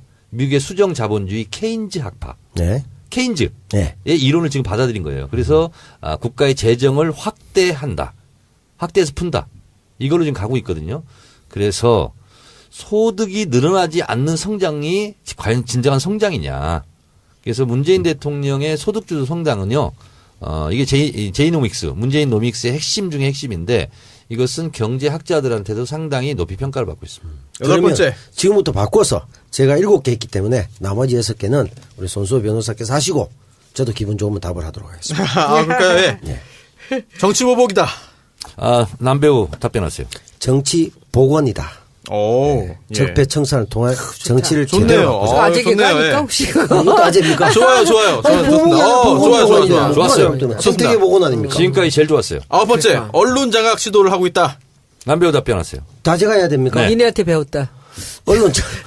언론이 장악되는 게 아닌데 어떻게 장악했다는 겁니까? 장악하려면 진짜 장악할 수 있어요. 근데 장악하려면 이제 언론 장악이 안 되고 있다는 자체가 언론 장악했으면 다 김장겸 벌써 내쫓았지. 그렇죠. 그리고 제가 오늘 언론이 장악됐으면 제가 드라마를 못 나갔죠. 굉장히 그 MBC에서 열심히 활동하시는 그 노장께 이야기 들었는데 구부등선을 넘었다. 진짜. 예. 난 근데 너무 조용해서 걱정 많이 하고 있어. 그 구부능선이라는 게 본인 스스로도 표현을 했는 게 예전과는 약간 다른 느낌이긴 하다.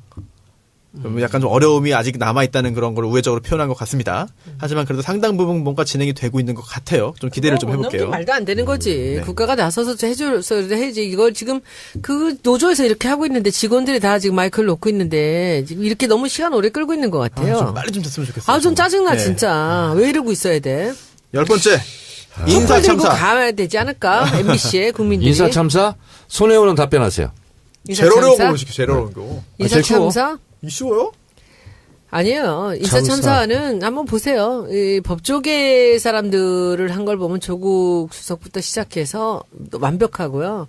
그다음에 경제 쪽도 사실 김상조나 뭐 장하성이나 할 수 있는 최선을 갔다고 생각합니다. 그러나 이제 아무래도 대통령이 사람들의 조언을 받고 전문가들의 조언을 받아 사람들을 뽑다 보면은 이제 조금 문제가 생길 수도 있고 김명수 대법원장 얼마나 기가 막힙니까? 전체적으로 봐서는 지금 이전에 이명박근혜 대통령하고는 정말 비교가 안 되는 공정하면서도 실력 있는 사람들을 뽑으려는 그 노력이 있죠. 근데 그 사이에서 물론 조금씩 이제 좀 그런 미스도 있는 거지만은 전체적인 확률을 본다면 저는 그 중요한 부분의 그 포스트들은 다 굉장히 중요한 사람들이 A 제로 정도는 된다. 그 정도면은 훌륭한 점수죠, 사실. 근데 자유한국당 입장에서는 자신들이 원하는 인사가 거의 되지 않았다. 참사다. 그거죠. 자유한국당 입장으로 인사를 너무 잘했으니까 본인들 입장에서는 참사지. 항상 그런 거야. 저들이 팔팔 뛸 때 우리가 잘하고 있는 거야. 자기들이 원하는 사람도 한둘은 뽑아줘야 되는데. 니네를 뽑아줬냐? 너 같으면 하겠냐 그거? 너무 참사다. 기분 나쁘다. 얘기죠. 확 와닿네요. 11번째. 퍼주기 복지로 SOC 예산 삭감됐다. 국가는 퍼줘야지. 그럼 지네가 챙기냐? 대통령이 챙기는 것들이 어디서 최순실이 챙기고 MB가 챙기고 하다 보니까 안 퍼주고 지네들이 빼돌리려고 하는 거잖아. 이게 국가가 세금 받아서 다 나눠주는 게 국가 아니에요? 그렇죠. 그러니까 답변 좋았어요. 자기들이 먹어야 되는데 자기들이 먹을 걸 국민들이 나눠줬기 때문에 잘못된 복지다. 그렇지. 이거네요. 12번째. 청년 실업 대란. 누가 시작했는데? 아니 소녀님 정말 준비해 오신 것처럼 지금 청산유수. 아니 지금 그게 지금 와서 벼랑가 몇 달 동안 된 거예요. 그게 이제 와서 그런 진짜 입이 있다고 그런 식으로 함부로 말을 해. 창피할 줄도 모르고. 자기들이 지금 몇 달 전까지 뭐 했는지를 안다면 어떻게 그런 얘기들을 해요. 내가 염치가 없어서 제가 이거 지금 휴대폰을 들고 괜히 사진을 찍는 게 아니에요. 근데 제가 보기에 나 같으면은 그냥 앞에서 할 말 다 했을 것 같아. 근데 창피하니까 막잖아요. 네. 자, 그다음 질문. 네, 마지막인데 이건 정 의원님께서 아까 충분히 해주신 한미 FTA 재협상. 네. 13가지 실정을 나열했는데 사실 누가 이렇게 질문을 이렇게 만들었어요? 자유한국당이. 자유한국당이 문재인 정권이 누가 한 질문인지도 모르고 답변했단 말이야? 그걸 몰라도 답변하시는 거예요, 지금. 손수호 변호사님이. 네? 제가요? 아니야, 알았어. 아니, 출범 5개월 만에 이렇게나 많은 실정을 했다라고 하면서 지적한 게 13가지인데. 모든 뿌리가 자기들한테 있거든. 그렇네요. 이런 거 이거 할수록 정말 안 좋을 것 5개월 같은데. 만에 이 정도로 지지율을 유지하면서 그걸 지금 고치려고 노력을 하고 있는 이 적폐청산의 이 노력이 이 정도까지 지금 온 거죠. 근데 그거를 자기들이 원흉이면서 그걸 딱 가리면서 그 문제를 저렇게 이해할 수 있을까? 아유, 창피해. 짧게 하나만 좀 더 볼까요? 짧게 그 홍준표 대표가 통신자료 제공 관련해가지고 6차례나 사찰을 당했다라고 해가지고 좀 공세를 폈습니다. 이건 제가 최고 전문가입니다. 네. 이쪽이죠. 완전히. 그렇죠. 박근혜 정권 때 그때 900만 건? 90만 건? 9만 건? 8천만 건. 8천만 건. 8,200만 건. 조회가요. 박근혜 정부 3년 동안 통계했어요. 제가 안행이 하면서. 진짜 열심히 활동했네요. 네. 그분들이. 8,200만 건을 통신내역 조회를 했습니다. 그리고 원래 통신내역 조회를 하면 수사할 때 하는 거거든요. 그러면 이게 통신내역 조회를 했다 하고 통보를 해주거든요. 38%만 통보해줬어요. 62%는요. 통신내역 조회를 다 한지 모르고 있습니다. 그리고 박근혜 정권 동안 있잖아요. 내비게이션까지 사찰했잖아요. 유병헌 씨 잡는다고. 송치죄 할 때. 매실밭 찾는다고. 그렇죠. 예. 그래서 내비게이션까지 사찰했어요. 그래서 제가 그때 국감 때 폭로를 했었는데. 그건 뭐 내비 사찰. 네이버, 밴드, 카카오, 톡 이런 거 있잖아요. 싹 다 사찰, SNS 사찰한 거 있잖아요. 홍준표 대표 아무리 입이 비틀어졌어도 그런 말 하면 안 되죠. 그리고 6건 나온 중에서 뭐 4건인가가 박근혜 정권 때 이루어진 거라면서요. 그렇죠. 그래서 제가 트위터에 썼습니다. 문재인 대통령 참 잘하셨습니다. 과당 홍준표의 의문의 케오패. 왜냐하면 문재인 대통령이 친절하고 정성껏 잘 알려드리라 이렇게 설명해드리라. 설명해드리라. 네. 근데 저는 궁금한 게 하나 있어. 정청래 의원님. 네. 테러 방지법 있잖아. 네. 그거는 이 모든 국민을 사찰할 수 있는 그 지금 권한을 가진 거잖아요. 그렇죠. 미행도 할 수 있고. 문재인 정부는 그거 절대 안 쓸 것 같거든요. 아니, 그거 폐기해야죠. 폐기해야지. 근데 이번에 그러니까는 그때도 그랬어. 정권이 바뀌었을 때는 그건 정권에 너무나 유리한 법이라는 거죠. 근데 그것을 필리버스터까지 하면서 그 난리를 치면서 그것을 어떻게든 잡아보려고 했는데 못했잖아요. 네. 근데 지금 만약에 테러 방지법을 폐기한다 그러면 저쪽에서 어떻게 나올까? 모르는 척하고 가만히 있겠죠. 수구리하고. 아니 모르는 척하고 그냥 오케이 하는 거 아니겠어요? 그렇죠. 자기들한테 아니 근데 유리하니까. 그렇지. 그것도 재밌지. 그러면 문재인 정부 국정원에서 테러 방지법을 이용해서 다 통장 뒤지고 자유한국당 왜냐하면 그거는 영장이 필요 없어요. 국정원이 그냥 저 사람 의심스러워. 그럼 그렇지, 미행할 수 거지. 있고 통장 계좌 들여볼 수 있고 도청할 수 있어요. 그렇죠. 근데 그 테러 방지법을 폐기하자는 거를 제가 법안을 낼까요? 내세요. 괜찮죠? 네. 괜찮죠? 발의하려면 또 다른 의원도 있어야 되죠. 그건 다 해요. 아니 근데 이거는 뭐 반대할 분이 없잖아요. 없어요? 현실적으로. 우리 쪽에서는 이쪽도 없고 저쪽도 자기들이 얘기했지만 지금 유리한데 그거 가만히 있겠어요. 아직은 즉시 내세요. 그 굉장히 아주 이슈가 되는 재밌는 법안 아니에요? 지금 시대. 금방 이건 뭐 되지 않을까. 그리고 자유한국당이 반대하면 있잖아요. 서훈 국정원장이 홍준표 대표는 미심쩍은 사람이다. 이렇게 단정하면 그거는 뒤에 팔로우를 해줘. 그러면 홍준표 대표 다 전화 들여다볼 수 있어. 합법이야. 그렇죠. 다른 의원이 이미 발의했는지도 한번 좀 봐야겠습니다. 여러 가지 내용으로 발의가 됐을 수도 있으니까 확인할 필요가 있어 보이네요. 자, 김성애 보좌관한테 빨리 카톡 남기세요. 지금 하고 있어요. 지금 하고 있어요. 야, 빠르세요. 예. 아니, 그리고 홍준표 대표 이 통신자료 내역은 사실 홍준표 대표 명의의 전화는 아니거든요. 네. 예, 수행비서죠. 예, 수행비서의 전화인데 이 수행비서 손모 씨가 수사 중인 사람과 통화를 했다. 10여 차례나.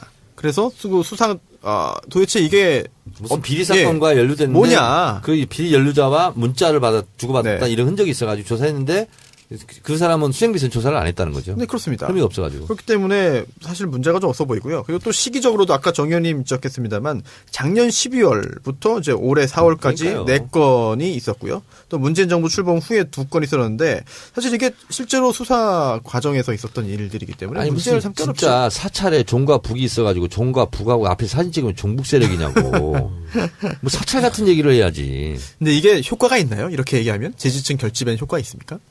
아무것도 없어요. 아무 말이나 던지는 거야. 아무 말 대잔치지. 나는 있잖아.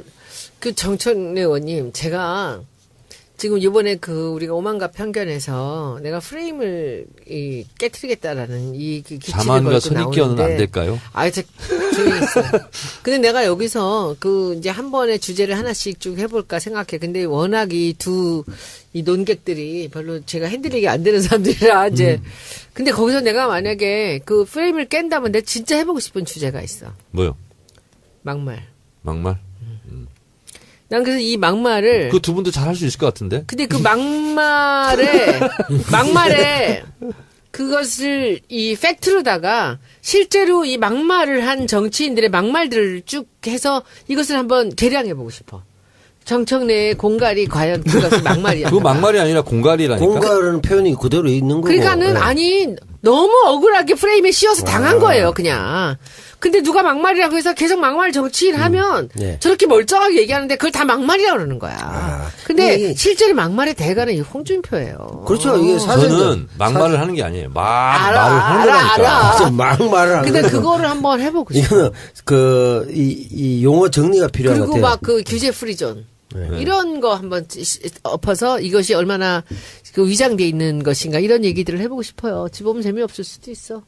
막말은 21세기 대한민국의 특정 정당의 의원들을 중심으로 해서 자주 사용되어지던 예산말이다. 뭐 이렇게 정리를 하는 게 아니 맞겠죠. 누가 한 말 이것이 막말이냐 이것이 이게 더 어느 게 더 심한 막말이냐 이런 얘기. 막말 월드컵 한번 해야겠네요. 그렇지. 이상형 월드컵처럼 해야겠네. 예. 아이고 준비한 건 이제 다 됐죠? 준비가 아니라 준비한 거 이상으로 다 했어요. 아, 그런가요? 끝냅시다. 다 했나요? 네. 오, 아니 너무 부족한 것 같은데. 그래요? 네. 아, 그러지 오늘 마요. 평소보다 굉장히 길게 했습니다. 아, 그래요? 우리 지금, 이렇게 길게 예. 하면 안 돼. 이러면 그러니까 다들 예. 싫어하셔. 그러니까. 길게 하는 건 1시간 너무 길었어. 8분에서 끝나야 돼. 너무 길었어, 너무 그죠? 길었어. 너무 길었어요. 길게 예. 하는 빨리 마무리, 건 빨리 좋지 마무리. 않은데 빨리 마무리. 재미가 있었을까에 대한 빨리 마무리. 고민이 좀 있네요. 알겠습니다. 그런 건 저를 믿으세요. 오, 자신감. 네, 알겠습니다. 자신감. 아, 우리 124회. 마지막에 네. 홍준표의 저희 자유한국당의 그 네. 10개? 10개, 5개? 예, 13개. 그걸로 오늘 잘했어요. 아우, 수고는. 이게 기억에 확 남습니다, 지금 예, 현재. 예, 아주 그냥 시원하게. 예, 보청천처럼 음. 해주셨고요. 124회 여기서 마치도록 하겠고요. 아, 이제 개편 후에 이제 처음 녹음을 했는데 어떻게 들으셨을지 약간 걱정스럽기도 하고 걱정하지 기대도 마세요. 되고. 어차피 네. 던져진 거니까. 돈 그냥 워리. 거기서. 돈 걱정하지 마. 아, 알겠습니다. 예. 미치겠어, 진짜 끝냈어야 되는데 마지막에 이렇게 센 게 올 줄 여러분들 안녕히 몰랐네. 계세요. 네. 비. 수고 많으셨습니다. 네, 고맙습니다. 네. 이걸 가지고 미국에서 1년에서 10년 전에 벌어졌던 로열티가 5조 원입니다. 그러니까 이것을 100년으로 하자. 지금 60년이 이렇게 돼 있을 거예요. 네. 이런 부분에서는 미국이 상당히 앞서고 있어요. 그리고 서비스 분야, 특히 법률, 의료 이런 서비스 분야는 미국이 치고 들어왔을 때는 상당히 우리에게는 엄청난 타격이 손수 변호사에게 당장 있을 수 있어요. 아, 그렇죠. 네. 그래서 리포트 전 주한 미 대사가 실제로 그때 국회에 와가지고 법률 노펌 같은 걸 만들면 네. 지분율 있잖아요. 그리고 네. 의결권 이것을 49%로 제한했거든요. 근데 그것을 풀어줘라. 다시 말해서 미국과 한국 로펌이 합작회사를 만들었을 때 미국 지분율은 49%가 최고예요. 이걸 51%까지도 가능하도록 만들면 실제로 그 로펌은 미국이 의결권을 행사하게 되겠죠. 그렇죠. 예를 들면 이런 것처럼 의료 분야, 금융 분야, 그리고 의료 서비스 분야 이 분야에서 지금 개방 압력을 넣고 있고 가장 저는 심각한 문제는 우리 농수산물 있잖아요. 네. 네. 미국이 엄청나게 헐값으로 그리고 또 양도 질도 좋은 것이 미국산이 들어오면 한국의 농촌 농수산물은 실제로 파괴되는 거죠. 네. 저는 그래서 한미 FTA 재협상도 문제지만 제일 어려운 것이 국내 협상이 제일 어렵습니다. 국내 협상이요? 피해를 보고 있는 분야들 네. 있잖아요. 주고받기를 해야 될 거 아니에요. 네. 우리가 그럼 자동차는 양보할 테니까 너네는 농수산물을 양보해. 예를 들어 이런 식에서 이익을 보는 쪽은 가만히 있지만 피해를 보는 쪽은 또 다 들고 일어나고 네. 난리가 날 거 아니에요. 네. 그래서 저는 문재인 정부 들어서서 어찌 보면 가장 어려운 숙제를 지금 만났다. 이렇게 저는 보고 있고요. 그리고 또 자유한국당에서 공격한 것 중에서 오늘 뉴스공장에서 국민의당 조배수 의원이 네. 실검 1위도 오르면서 항상 논란이 됐었는데 한미 정상회담을 할 때는 FTA에 대한 재협상에 대한 합의가 없었다. 이게 문재인 대통령의 정확한 워딩이거든요. 근데 왜 지금 와서 다시 FTA 재협상을 하느냐라고 공격하는 거예요. 비틀어 가지고. 그래서 그것은 부당한 공격이다. 이런 생각이 듭니다. 어찌됐든 이 자유무역 협정이라는 것이 이 WTO 체제와 양 날개로 지금 세계 무역 질서를 재편하고 있는데 어떤 협정이든 간에 만족스러운 협정은 없습니다. 네. 그리고 이명박 정부 때 체결된 FTA도 굉장한 진통이 있었고 네. 지금 한미 FTA도 마찬가지인데 이게 당장 발등의 불은 아닌 것이 네. 국내에서는 통상 절차법에 의해서 국회에 보고를 해야 되는데 보고를 어디까지 해야 되냐면 어느 정도로 손해보고 어느 정도 이익을 볼 것 같다 하는 부분까지 보고하게 돼 있어요. 네. 미국도 또한 마찬가지입니다.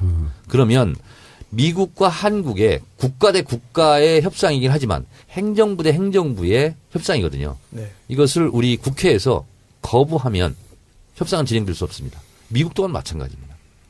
그래서 이 부분은 협상을 개시하자라고까지 인준을 받는데도 서너 달이 걸리는 내용이고 더 걸릴 수도 있어요. 야, 서너 달 만에 나와도 빨리 받은 것 같은데요, 제 생각에는. 그렇습니다. 야. 그래서 어쩌면 이것이 트럼프 대통령 임기 끝날 때까지 해결이 안 될 수도 있다. 그럼 이게 실제로 FTA를 개정해가지고 뭐 경제적인 그런 변동이 일어나는 것보다는 정치적인 그런 그 그렇습니다. 활용으로 끝을 그래서 이제 쓰겠네요. 농구로 보면 속공보다는 지공으로 가는 것이 좋고, 네. 그리고 이것을 급하게 서둘릴 이유가 없다. 네. 알겠습니다. 그래서 국회의 역할이 굉장히 중요해요. 왜냐하면 문재인 대통령 그 행정부도 국회에서 이렇게 하는데 우리들 어떡하냐. 네. 이렇게 국회의 입장을 지렛대로 활용할 가능성이 좀 저는 많이 있다 이렇게 보는데 지금 민주당은 어때요? 어떤 입장입니까? 아직까지 뭐 정리되지 않았나요? 정리되지는 않고 네. 뭐 트럼프가 이게 이제 엄포가 아니라 블러핑이 아니다. 네. 이게 실제로 폐기하려고 그랬다. 그리고 실제로 합의가 안 되면 폐기해요. 그러면 이제 양국에서 다 손해를 보겠지만 그렇죠. 우리나라가 더 손해를 보는 것 같이 지금 이제 알려져 있어요. 네. 근데 이게 저도 이제 FTA 그 협상 과정 참여정부 때 참여를 해보고 네. 너무 복잡합니다 이거. 예를 들면 이런 거 가지고 있잖아요. 네. 온라인 쇼핑몰 있잖아요. 네네. 이건 국경이 없잖아요. 없죠. 그렇잖아요. 네. 직구 뭐 이런 거 있는 것처럼. 네. 그래서 전자상거래 있잖아요. 네. 이 분야를 어떻게 할 거냐. 그거 하나 가지고도 너무 머리가 아파요. 제가 전문가도 아니고. 참. 그래서 이거는 품목 하나하나, 업종 하나하나 그 분야에 해당 전문가들이 정말 솔직하고 양심 있게 통계 자료를 분석해서 그걸 가지고 협상에 임해야 된다. 네. 근데 국회의원들이 이게 다 할 수가 없어요. 비전문가들이고. 그러면은 뭐 관료들의 좀 도움을 받고 이렇게 하나요? 어떻게 되나요? 이것은 전적으로 통상교섭본부 네. 소관이에요. 김현종 본부장인가요, 지금? 그렇습니다. 네. 이게 예전에 할 때도 문제가 많았지만 그때도 제가 기억하기로 쌀과 영화 뭐 이렇게 해서 집회도 하고 최민식 씨가 사회로 스크린 쿼터 문제가 있었고 또 농산물이 피해를 보니까 대표적으로 쌀. 근데 그때 이제 상대적으로 우리가 이득을 본다고 했던 건 뭐 예를 들면 자동차나 반도체나 뭐 이런 거 아닙니까? 따져보면. 그러면 단순하게 계산하면 농민들이나 문화인들이 좀 희생당하는데 국가 전체 이익으로 봤을 때 삼성현대가 이득을 보는데 그게 문제는 뭐 낙수 효과가 있었다든가 아니면 이 부분이 손실 부분에 대한 뭐 보전 효과가 있었더라면 국가 전체의 국익을 생각해서 조금 조정하고 조금 일정 부분 손해볼 수밖에 없는데 이해가 필요하다라는 게 동의가 좀 됐을 수도 있는데 그게 전혀 효과가 없이 한쪽만 일방적인 피해를 받기 때문에 강력한 반대가 있었잖아요. 지금도 사실은 그런 면에서 어떻게 하면 이게 전체 국익을 위한 뭐 예를 들어 협상을 한다고 하더라도 과연 계층 간에 뭐 사회통합에 저해된다든지 아니면은 한쪽으로만 부가 몰린다든 이런 문제를 해결할 수 있는 방안이 좀 있어야만 그나마 재협상한다고 해도 불가능한 거죠. 설득력이 있는데 그게 없으니까 이번에 그 특사로 미국 갔던 예원들 얘기를 들어보면 정말 막무가내래요. 저쪽 막무가내 나오지만 마치 아주 그러니까 진짜 하더라도. 이 무슨 싸구려 야바이꾼 같이 이것을 몰아가는 거예요. 미치광이 전략을 쓰고 있잖아요. 네. 트럼프의 큰형님이 MB가 아닐까요? 근데 제대로 진짜 배우고 이게 장사꾼 같은 그런 개념으로 지금 이것을 지금 이 시점에 이렇게 하고 있는데 저는 오늘 참 중요한 거 기사를 하나 봤는데 뭐예요? 그 한강 소설가 네, 그랬죠. 한강이 예. 오늘 이제 쓴 글을 보면은 워싱턴 포스트에 저는 뉴욕타임스예요. 뉴욕타임스 두개 중에 하나인데. 영어에 약하시네요. 저는 정말 영어에 오늘 약한 거 관계없지. 제가 더블 피하고 이게 이제 너무 중요한 게 이게 소설가로 이 문학을 하는 작가가 썼던 그 글들이 너무 아름답고요. 난 너무 감동했어요. 저는 아침부터. 그래서 이 미국이 전쟁을 언급할 때 한국인은 몸서리친다. 뭐 이런 얘기들. 네. 그리고 한국인들의 내면에는 전쟁에 대한 거를 이제 보려고 그러고요. 그리고 뭐 그런 것들입니다. 그리고 이제 저는 이번에 KBO 잡을 거고요. 네. 근데 시간이 참 짧습니다. 국감이라 봤자 뭐 몇 번 없고요. 근데 그것들 안에서는 저는 뭐 최선을 다해서 할 거고 여러분들 관심 갖고 봐주시면 저는 이 좌고우면하지 않고 이게 국민들이 가장 아파하는 곳이나 이제 이런 쪽을 쳐들어가서 할 거니까 보시고 이번에 당일 내일은 아마 관심 있게 좀 보시면 이 누군가가 우리가 주시하고 있다라는 것을 이 사람들한테 알려주면 이렇게 맘대로 못할 거라고 생각합니다. KBO 관련해가지고 증인으로는 누구 채택됐어요? 지금 그 내부 고발자가 하나 있고요. 네. 그리고 그 양혜영이 있고, 예, 부장이 하나 있고, 그리고는 이제 그 KBO 총재가 있었는데 KBO 총재의 그 전방위적인 로비는 이루 말할 수도 없었고요. 근데 그 뭐 KBO 총재는 나와봤자 뭐 지난번 한번 그래요. 나왔죠. 그런데 작년인가요? 지금 이번에 양혜영이 채택이 됐는데. 네. 저 아프리카에서 열리는 무슨 소프트볼 무슨 대회라나 뭐래나 거기를 간다고. 야구도 아니에요, 사실. 아주 부회장이 5명인데 그 중에 한 명으로 자기가 거길 나간다는 거예요. 아마 나가서는 무슨 뭐 또 풍토병 걸려서 며칠 더 있다가 이제 끝나면 들어오겠죠. 근데 너무 중요한 거는 그 시점이 플레이오프예요. 네. 그러니까. 말이 되냐고요. 누가 봐도 이제 도피성의 의혹을 뭐 살 수밖에 없죠. 양혜영입니다, 여러분들. 멀쩡하게 생긴 아주 그 야구의 적폐의 가장 중요한 사람입니다. 이 사람이 야구 중에 마혜영이라고 있었죠. 이 사람이 12월 달이 임기인데 그때까지 지금 안 나가려고 그러고 있는데요. 그 전에 해임을 해야 돼요. 그래야지 잘못을 추궁하는 게 되지 않습니까? 임기를 왜 채워줍니까? 이 친구 임기 채우면 지금 더 큰 데로 지금 뛰려고 생각하고 있는 거고 다니면서는 그러고 다닌답니다. 자기가 뒤에서 문재인 대통령하고 자기가 그 줄이 있다. 뭐 이러고 다닌답니다. 이게 사고 다녀요, 진짜. 우리도 이제 한국 시리즈도 봐야 되겠지만 그 이면에 KBO의 문제점도 살펴보는 그런 우리 시즌이 뭐 아주 돼야겠다. 뭐 엄청나게 많은 준비를 지금 하고 있습니다. 저는 한국 시리즈 이면에 KBO 비리 시리즈가 있었네. 그렇네요. 그리고 그 전에 또 제가 큰 책임감을 느낍니다. 뭡니까? 야구 드라마 출연진으로서 한국 야구에 대해서 제대로 몰랐던 KBO 적폐에 대해서 상세히 몰랐던 점에서 제가 사과하겠습니다. 저희 박동희 기자가 나와서 이제 한참 이제 이야기를 한 바가 있습니다. 그래서 지난 정치 알바 한번 좀 쫙 들으시면은 정리가 좀 잘 될 것 같습니다. 그 진행의 묘미를 지난 방송까지 다시 듣게 하는 그 손소 변호사가 굉장히 그 교활한 진행. 교활한가요? 거의 뭐 천재적인 진행 방식인데. 이 작가 따위는 이제 필요 없을 것 같습니다. 그런가요? 알겠습니다. 오늘은 감시도 없습니다.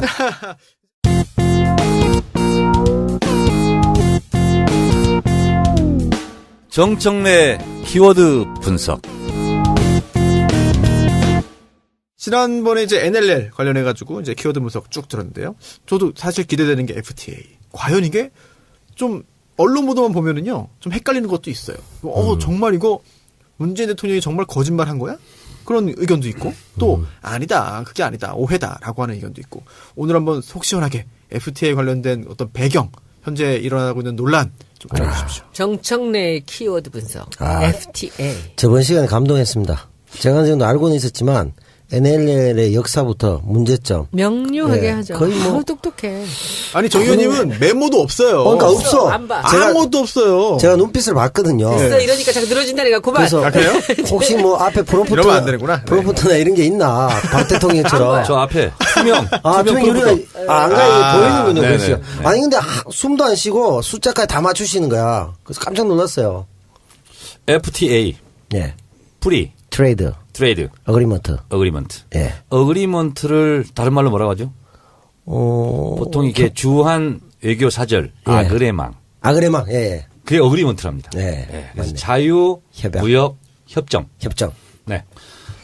노무현 대통령 시절에 한미 FTA를 맺어야 된다. 그 사실은 핵심 지지층으로부터는 상당히 이탈이 있었어요. 마치 이라크 파병 문제처럼. 그러다가 옥신각신하다가 결국은 이명박 대통령 시절에 FTA 협정이 최종 타결이 됐습니다. FTA는 한마디로 말하면 한국과 미국이 서로 관세를 매기지 말고 자유롭게 국내에서 물건을 사고 파는 것처럼 무역을 하자 하는 겁니다. 경제적 국경을 없애자. 이런 건데요. 그러면서 한미 FTA를 졸속적으로 처리했다 해서 저도 개인적으로 반대를 많이 했었습니다. 그리고 진보 진영에서 반대를 많이 했었는데 따지고 보면 한국에서는 자동차, 철강 부분에서 상당히 이익이 났고 그리고 우리가 지키려고 했던 농산물 500가지 그리고 특히 쌀을 중심으로 한 15가지는 양호 상황에서 이제 빠졌었거든요. 근데 이제 트럼프가 실제로 백인 우월주의도 내세워서 선거에서 이기긴 했지만 아메리카 퍼스트. 퍼스트 아메리카인가? 아메리카 퍼스트 겁니다. 미국 우선주의. 그래서 미국의 이익의 극대화. 그래서 러스벨트에 있었던 백인 저소득 백인층에게 어필을 해서 대통령이 당선되다 보니까 또 본인은 부동산 이런 사업가 출신이다 보니까 이익의 관점에서 모든 것을 지금 바라보고 있다. 그런 면에서 자동차가 실제로 한국 자동차가 미국의 판매율이 증가하면서 한미 무역 적자의 80에서 90%가 자동차 부문에 있다. 이것을 반드시 고쳐야 된다. 이렇게 주장하고 있어요. 그런데 우리는 한미 FTA가 되면서 미국 수입차도 한 4배 정도 늘었다고 합니다. 네. 그래서 사실은 이것이 자유 시장 경제라는 게 뭐예요? 경쟁이잖아요. 시장 원리잖아요. 네. 그렇게 해서 우리 쪽에 유리하게 지금 작용했다면 그것이 자본주의 자유시장 경제 체제에서 자유로운 경쟁 질서에서 파생된 결과인데 트럼프 대통령이 이 꼴을 못 보는 거죠. 그래서 이런 거예요. 관세 철폐를 하나 가지게 한다면 우리는 안 먹일 테니까 너희는 먹여라. 뭐 이런 거 있잖아요. 네. 거꾸로 우리는 먹일 테니까 너희는 먹이지 마라. 뭐 이런 거. 웃기는 거예요. 이렇게 지금 하고 있는데 강론을 얘기하자면 너무 복잡하고 긴데 결과적으로 보면 자동차 철강 부분이 문제가 되는데 철강 부분에서 이것이 만약에 미국이 원하는 대로 다시 재협상이 돼서 체결이 된다면 1조 5천억 정도의 손실이 있다고 그럽니다. 그러니까 자동차 부분에서는 훨씬 더 큰 우리가 적자를 보겠죠. 그리고 또 미국에서 유리한 측면이 뭐냐면 지적 재산권 이런 거 들어보셨죠? 네. 예를 들면 이런 거예요. 10년 전 통계이긴 하지만 미키마우스 상표 등록 있잖아요. 획가지고 되는데 너네는 가지면 안 돼. 그러니까 이 논리적으로는 이게 비합리적이죠. 논리적으로 엄청난 모순이죠. 그렇죠. 말이 안 되는 거죠. 마포에서 손혜원 의원이 나는 국회의원이야. 나 혼자만 100평 아파트. 나머지는 다 50평 이하로 살아야 돼. 어째 조금 이상하네 비유가. 아니죠. 100평을 살면서 나머지 분들에게 50평을 다 나눠주는 거죠. 그러면 좋은 아재 비유가 안 돼. 그만 넘어가 빨리. 제가 볼 때 일체 아재를 허용하지 않아요. 경고등이 켜지고 있습니다. 경고등. 예, 노란불이 켜졌습니다. 광고 듣고 올 때를 딱 알려주시는 것 같은데 광고 듣고 오시죠. 이제 그만하자. 떠나고 싶다. 여행은 투어이브. 능대리 1초 이거밖에 못하겠어? 뭐 하나 제대로 하는 게 없어. 능대리 아직도 못했어? 오늘 야근이야 야근. 떠나고 싶다. 여행은 투어이브. 헐, 엄마, 지금 몇 시야? 왜 안 깨웠어? 여보, 양말, 넥타이. 애미야, 아침밥은 아직이냐? 나도 밥! 진짜 떠나고 싶다. 여행은 투어이브. 지친 일상에서 탈출하고 싶다면 투어이브와 함께 괌 사이판을 기본 모든 해외여행은 투어이브와 떠나세요. 전화 상담은 02-777-7233. 광고 들어주셔서 고맙습니다. 투어이브 들으셨는데요. 괌 사이판 전문 여행사 투어이브. 여행 준비할 때는 언제나 투어이브 찾으시면 되겠습니다. 괌 사이판 외에 다른 여행 계획도 문의 주시면요 친절하게 상담해 드리고요. 하나투어, 자유여행, 배낭여행, 패키지여행 등 하나투어 상품 예약 시에도 투어이브 이용하시면 좋겠습니다. 여행 고민하실 때 주저없이 연락 주시고요. 네이버에서 투어이브 검색 부탁드리겠습니다. 그리고 이 케이크. 네, 맛있어요. 네, 케이크. 저희 너무 맛있어요. 정치 알바에 오늘 또 나름 큰 그런 또 변화가 이제 있었기 때문에 이제 출연자의 변동 등등. 정치 알바에 보이는 아름다운 손 투어이브 박미정 사장. 네. 네. 괌 사이판 전문 여행사 대표. 이 투어이브 사장님께서 주신 거죠. 케이크. 청래당. 네. 청래당 명의로. 그렇습니다. 여기 써 있군요. 예. 새로운 정치 알바를 응원합니다. 청래당. 감사히 잘 받겠습니다. 예, 감사합니다.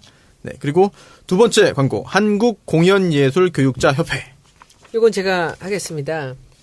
우리 마포에서 20년이 넘게 음악 학원을 했던 분들이 계십니다. 이분들이 한국공연예술교육자협회, 줄여서 카파, KAPA라는 그런 이제 교육 프로그램을 운영하고 있습니다.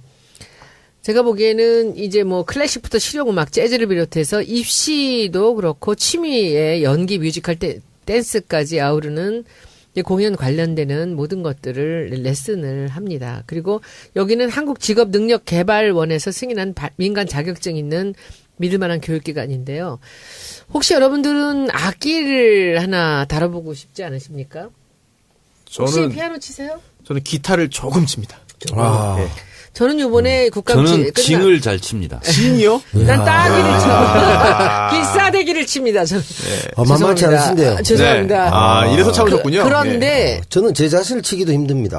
머리가 아파 죽겠습니다. 나는 여기 전염되는 것 같아. 이 아재 개그 참아야지. 저기 제가 기타를 하나 샀어요. 기타 사셨다고요? 기타를 제가 국감 끝나면 바로 가서 배우고 있어요. 일주일에 4번 가는데 시간은 가면 무제한으로 할 수 있는데 레슨. 저는 레슨인데 17만 원. 그래서 제가 가면 조금 더 열심히 가르쳐 주겠죠. 그래서 이제 기타를 좀 배우려고 그러는데. 근데 손톱 깎으셔야 돼요. 왼손. 손톱 거의 없어. 네, 더 짧게. 저는 뭐 그 정도는. 그래서 사실 피아노를 어렸을 때 쳤고 좀 치고 싶었는데 시간이 잘 안 나고 피아노는 좀 더디잖아요. 그래서 기타로 이번에 바꿔 타는데. 이미지가 좀 피아노도 좀 어울리는데요, 근데? 옛날에 잘 쳤는데. 약간 피아노 쪽이신 것 같은데요? 기타보단. 하여튼 피아노 갖고 다닐 수가 없잖아요. 피아노를 너무 피하지 마세요. B입니다, 이건. 풀렸어, 보인 풀렸어. 이제 예술 강사 교육도 하고 있습니다. 그래서 예술 강사 찾으시는 분도 연락 주시면 좋고요. 그리고 이 자제분들 음악이나 연기 전공을 이제 조기 교육 시키고 싶은 분들도 연락 오시면은 아주 친절하게 이 자문을 해드립니다. 그리고 이 아주 좋은 선생님들이 많이 있는 이제 그런 곳입니다. 언제든지 연락 주십시오. 이 아현동으로 이제 교통이 더 좋은 데로 이전을 해서요. 세련된 연습실을 갖고 있습니다. 개인 연습실, 그리고 합주실, 그리고 무슨 공연 연습 같은 것도 할 수 있는 그런 공연 렌탈도 가능합니다. 이 마포 경찰서 건너편 아현동 421-14번인데 전화번호는 02715-6115 6115번으로 연락 주시고요. 그리고 홈페이지도 카파 kapa2016.co.kr입니다. 다음 주에 이제 홈페이지 오픈하니까 여러분들 한번 참고를 보시고요. 그리고 이 네이버에서는 한국공연예술교육자협회로 검색하시면 그동안의 활동 보실 수 있습니다. 이 정치 알바 듣고 연락하셨다고 하면은 렌탈비 20% 할인해 줍니다. 오, 예. 저는 뭐 사실 악기를 좀 배우고 싶은 분, 그리고 춤을 방송 댄스 같은 거 하고 싶은 분 안 계세요? 방송 댄스. 아니 저의 로망이라니까요, 춤이. 그거 그리고 그거 한번 배워보세요. 그리고 이분들이 여기 원장님이 피아노 이제 전공자신데. 그 피아노를 전혀 안 쳐봤던 사람들도 여자친구, 애인이 생겨서 고백을 할 때 하면 3개월만 하시면 일단 그 노래 한 곡. 월광 소나타를 연주할 수 있게 해주십니다. 뭐 월광까지 있습니까? 그냥 그 결혼해줘 딴딴딴딴. 바로 그냥 하는 건가요? 또 파파파 이것만 하면 안 됩니까? 고백할 때 하는 거 아니지. 고백할 때 먼저 하면 그 잡혀가겠다, 그죠? 그래서 누구처럼 혼내시고 먼저 했대요. 이게 어디서 배우면 좋을까라는 고민을 좀 했었는데 사실 제가 국회의원 아니라면 이 춤을 좀 추고 싶은데 그건 좀 어렵고 일단 기타를 국회의원이 제가 춤을 추는 그런 세상 좀. 아니 왜요? 사드 댄스. 제가요 피아노를 딱 한 곡 정도 칠 수 있습니다. 학교종 아니고요? 도미파파솔솔미솔파미파레미 다정한 곳은 즐거운 나이지. 이거 개음을 다 외웠어. 그래서 이거 하나 쳐. 근데 있잖아. 정 의원님, 서울에 있는 애들은 모든 음악책을 다 개음으로 외워. 시골에서는 하나만 가르치나 봐. 우리는 하나 그거 다 외웠어, 나. 그렇군요. 제가 아주 큰 트라우마가 있다. 이런 것들은 한국 전쟁이 이웃 강대국들이 저지른 그 대리전이었다라는 거. 그리고는 이제 이 평화가 아닌 어떤 해결책도 한국인들에게는 의미가 없다는 얘기. 그리고 이 또 다른 대리전은 절대로 원하지 않는 사람들.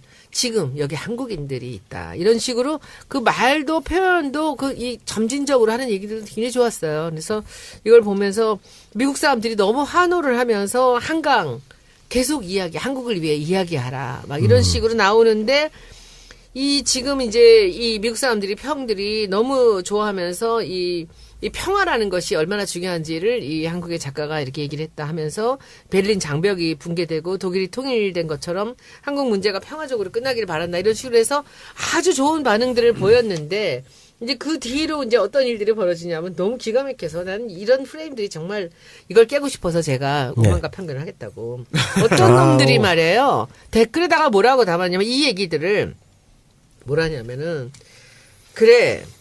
적화 통일하자는 얘기냐 평화롭게 뭐 이런 식으로 나오는 거야. 뭐야 이게. 좀 막 던지는 거죠. 뭐. 네, 그러니까 이게 이 국제적으로 네가 좀 뜨니까 기고만장해졌구나 막 이런 식으로 나오는데 참. 저는 이 한강의 글이 아주 감동적이었고 그리고 이걸 보면서 저는 어떤 생각을 했냐면은 이 문화의 앞선 자들이 할 수 있는 외교보다 더 훌륭한 일들 할 수 있다는 거예요. 네. 그런 문화를 살리지 그렇죠. 못하는 정책인 게 아쉬운 거죠. 그걸 하시라고 지금 의논하신 거 아닙니까? 그러니까 맨부크 상을 받으면서 유명해졌고 이 사람의 목소리가 기고를 한 글에서 이 사람의 목소리가 뉴욕타임즈에 가장 많이 클릭이 된 글이 됐고요. 그래서 굉장히 오늘 그 아주 좋은 얘기였고 미국인들이 너무나 큰 반응을 보이고 있는 거예요. 이런 젊은 작가가 이런 이야기를 하고 있다라는 것. 그리고 또 이 평화라는 단어에 또 미국 사람들이 또 굉장히 좋아하지 않습니까? 네. 사실은. 그래서 그렇게 감동이 잔잔하게 이어지면서 이게 펼쳐지고 있는 사이에 지금 국내에서는 김대중 대통령의 노벨상을 취소시키려고 뒤에 공작을 했던 인간들 같은 것들이 그래 평화롭게 적화통일하자는 얘기냐 이런 소리를 하는 거예요. 좀 더 제가 얘기를 하자면 네네. 아까 우리 남배우 얘기하셨죠. 국내 협상이 더 어렵다 하는 것이 손해를 보는 쪽이 있고 이익을 보는 쪽이 있다면 국가 전체 차원에서 이길 수 있다.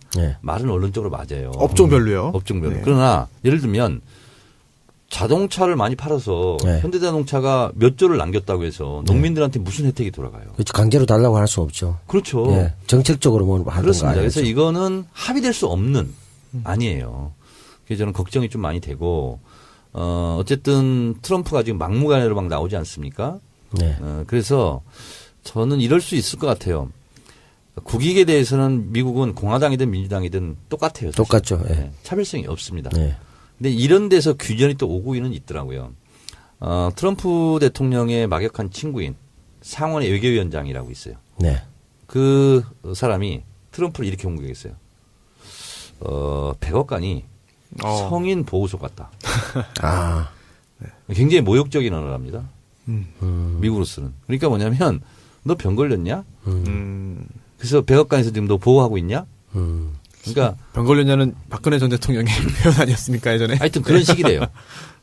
그래서 트럼프의 폭주를 어쨌든 미국 의회에서 뭐 FTA 가지고 그럴 일은 없겠지만 어쨌든 이 전쟁놀이 이거는 좀 중단해야 되지 않을까 이런 생각이 들고 지미 카터 대통령이 그 94년도에 방북했지 않습니까? 특사로. 그래서 그때 북핵 위기 뭐 한반도 전쟁 위험을 좀 막았던데 공헌을 세웠는데 지미 카터 대통령이 또 그걸 나섰어요. 하겠다고 자청. 근데 트럼프가 허용할 것 같지는 않아요. 아 그래요? 네. 트럼프가 안 받겠죠 그 패를. 아니 그럼 트럼프의 목적은 뭡니까? 트럼프의 목적은 슈퍼히어로가 되는 거죠. 이렇게 긴장을 깎아지 올렸다가 그 해결사도 자기가 하는 걸로. 내가 풀겠다. 그렇죠. 그 전에 문제가 터지면 어떻게 하려고 그러죠? 문제가 터지지는 않아요. 전쟁이 일어나고 그럴 가능성은 없는데 어쨌든 트럼프는 한반도의 전쟁보다는 한반도의 긴장이 필요한 거예요. 그러면서 무기 막 팔아먹고. 사드도 그랬고. 이 국면에서 그냥 FTA 다시 몰아붙이고. 무기는 무기대로 팔고. 완전히 지금 뭐 성공격서예요. 야바 위꾼 같은 장사꾼이야. 완전히 사기치면서. 그러니까 뭐 그런 면에서 보면 그 긴장이나 이런 것을 무기로 자기의 어떤 그 이익을 관찰하는. 긴장을 무기를 팔아먹는 거죠. 네. 그런 경우는 어떤 면에서 보면 트럼프나 김정은이나 뭐 쌍쌍아 같은 그런 느낌을 주는. 그러면은 문재인 대통령은 어떻게 해야 됩니까? 잘해야죠. 그러니까 이럴 때는 민중적 용어로 좀 배짱, 깡 이런 게 있어야 될 것 같아요. 좀 더 구체적으로 어떻게 해야 될까요? 저 사실 잘 모르겠어요. 아니 우리가 느끼지 못하는 대통령이 느끼는 고독함, 외로움 이런 게 있을 거예요. 당연히 있겠죠. 크겠죠. 왜냐하면 잘못하면 경제 보복당하고 그럼 당장 국제적으로 손해가고 얼마나 조심스럽겠어요. 근데 그 조심스러움 속에서 어쨌든 대한민국 국가 원수로서 뭐 지금 그런 말을 하고 있지 않습니까? 어떤 경우도 전쟁은 안 된다. 뭐 이런 거 얘기하는 것처럼 한반도 비핵화라는 큰 전제하에서 움직이는 그렇습니다. 그래서 그런 부분은 뚝심 있게 미국 대통령한테도 할 말을 해야 될 것 같아요. 그리고 이제 국내적으로는 뭐 국회를 아까 지렛대로 이용하는 것이 현실적인 제일 방법이다. 바람직한 게 사실인 겁니다. 예. 사실은 그런 면에서 사드를 어떡하냐 국회에서 이렇게 하는데. 사드 문제에서도 그런 비판들이 일부 있었거든요. 네. 그렇잖아요. 중국 네네. 핑계를 댈 수도 있고 내부에 또 뭐 성주 쪽이나 뭐 국민들의 반대도 있고 뭐 국회에도 있고 여러 가지 얘기를 하면서 좀 더 협상 카드를 길게 보고 썼어야 되지 않느냐 비판하듯이 뭐 그것은 뭐 견해 차이가 있겠지만 저는 그쪽으로 보는데 FTA도 그렇게 좀 접근을 하시는 것이 좋지 않겠나 생각이 드네요. 그러니까 조용하기보다는 좀 시끄러워야 돼요. FTA 문제. 시끄럽게. 그래야 그게 협상의 지렛대로 사용할 수 있습니다. 그러니까 지렛대로 하려면 사드 때도 저는 그 점이 좀 아쉬웠거든요. 네. 조금. 아, 이게 참 사실 미국 얘기 나오고 북한 얘기 나오고 이렇게 나오면은 좀 답답합니다, 정말. 국내 정치보다도 더 답답하고 이게 과연 길이 뭔가 해답이 뭔가. 국제질서, 국제관계에서 정의는 없습니다. 오로지 힘의 논리만 있을 뿐이죠. 그 말씀을 하시니까 더 답답해지는데요. 사실 그러니까 다음을 넘어가자고요. 그러니까 예를 들면 이런 거예요. 핵무기를 제일 많이 갖고 있는 게 누굽니까? 미국이에요. 미국이죠. 예. 그리고 핵 공격을 실제로 해본 게 미국이에요. 네. 네. 근데 우리는 세상을 바꾸는 정치 수다 팟캐스트 정치 알아야 바꾼다 124번째 방송 시작하겠습니다. 안녕하세요. 네. 손혜원 의원님, 정청래 의원님, 그리고 남태우 배우 역시 자리하셨고요. 개편 후에 한 회 방송을 했고요. 네. 오늘 두 번째 방송입니다. 생각보다 그럴듯하게 하는 것 같아요. 누가요? 손수 변호사. 제가요? 네. 저 일부러 지금 못하는 건데? 네. 잘해요? 진짜 잘해요? 잘해도 됩니까? 네, 알겠습니다. 네. 더 잘하시죠. 우리는 그 오디오 말고 비디오를 보여줘야 되는데. 네. 손 변호사는. 오디오가 낫다 이런 평을 받을 수 있도록 노력하시면. 알겠습니다. 열심히 하겠습니다. 오늘은 예고했던 대로요. 정청래의 키워드 분석 FTA가 준비되어 있고요. 그 전에 원래 그 123회에서 하려다가 시간 부족으로 제가 잘 조절 못해서 여기로 넘어왔습니다. 손혜원의 이제 국정감사 이야기 좀 듣고 싶은데요. 사실 손혜원 의원님이 현역 의원으로서 지금 활동을 활발하게 하고 계시면서 누구보다도 또 이런 숨쉬는 그런 생생한 이야기들 많이 또 접하고 계십니다. 저희는 또 그것도 궁금하거든요. 네, 한번 편하게 말씀해 주시면 좋겠어요. 교육 문화 네네. 이제 쪽하고 두 가지를 하고 있습니다. 교문이라 그래서 교육 쪽하고 문화 쪽하고 있는데 사실 문화 쪽은 제가 전문이라 굉장히 많이 알고 있고 일하기도 편한데 교육은 제가 잘 몰라서 공부해 가면서 하고 있습니다. 이번에는 교육은 이제 제 전공 관련된 분야들을 좀 하려고 합니다. 초등학교 교사. 네. 학교들 새로 짓는 거, 체육관 짓는 거 이거 정청래 의원님이 원래 전공인데 이게 이렇게 천편일률적으로 아이들의 그 가장 꽃다운 시기를 보내는 때인데 좀 학교 좀 아름답게 지으면 안 되나? 그래서 이게 이제 쭉 한번 알아보니까 네. 여기에 뭔가 건축업자들이나 이런 사람들이 이제 무슨 카르텔 같이 이렇게 좀 연결이 돼 있다는 거예요. 상급공사. 네, 그래서 얼마만큼 돈 이상을 쓰지 않고. 그러니까 애들한테 인문학을 가르치고 예체능을 어떻게 해주고 하는 거 이런 걸 다 떠나서 학교가 아름다우면요. 네. 그 자긍심이 말할 수도 없어요. 우리 압구정동에 가면 현대고등학교 있어요. 네. 거기 학부형 중에 한 분이 건축가였는데 거기 체육관을 하나를 지었는데 정말 멋져요. 그 아이들은 모든 학생들이 그 새로 생긴 학교인데도 불구하고 항상 그 고등학교 시절에 체육관이 자기들의 이제 어떤 정서적인 그 메카가 되는 거죠. 그래서 저는 요번에 초등학교들의 건축 문제를 좀 이제 파고들려고 그러고요. 그리고 거기서도 또 이제 운동장이 있잖아요. 학교는 옛날에 네. 다. 근데 요즘엔 이제 다 체육관으로 많이 들어가는 추세고 운동장 거의 주차장화가 되거든요. 네. 근데 지금 금싸라기 같은 그런 서울에 있는 이제 땅들이 그게 이제 운동장이 비어 있잖아요. 그래서 제 생각에 운동장을 지하 2층 정도로 파가지고 네. 밑에 수영장도 넣을 수 있고 주차장을 넣으면 동네 주민도 쓰고 네. 그리고 그때 우진학교 갔더니 그 수영장 때문에 동네 사람들한테서 그 학교 그 장애인들 학교였는데 얼마나 서로 간에 교류가 되는지 몰라요. 그래서 그 운동장을 파서 지하에 주차장과 그리고 체육시설을 좀 넣어주면은 좋지 않을까. 일단 땅이 있으니까. 네. 근데 그것도 이것저것 걸리는 게 너무 많은 거예요. 너무 많아요. 네, 그래서 저는 이런 제가 것들이 그거 하려다 실패했어요. 근데 제가 한번 또 해볼게요. 그래서 네네. 그것을 이제 그 아이들의 정서적 교육을 위해서 학교가 이제 얼마나 아름다워져야 되지. 물론 학교의 컬러링 이런 건 얘기들은 굉장히 많이 있습니다. 그것보단 조금 더 공간적으로 좋은 학교를 만들어주고 싶다 하는데 거기에 디자인이나 건축적인 요소는 굉장히 중요한 거라고 생각을 했고요. 두 번째는 오늘 아침에 제가 이제 그것 때문에 또 한번 이제 뚜껑이 열렸는데 이 당일리 발전소. 네. 이게 2004년도에 이창동 장관이 계실 때 여기를 그 발전 설비를 지하로 넣고 지중화를 하고 그다음에 거기를 공원으로 만든다라는 얘기가 아이디어가 나왔었어요. 창이 한국에 써 있죠. 근데 그것이 이제 실제로 진행이 됐습니다. 진행이 됐는데 근데 제가 합정동에 살다 보니까 아침마다 바라보면 돌아버리겠는 거예요.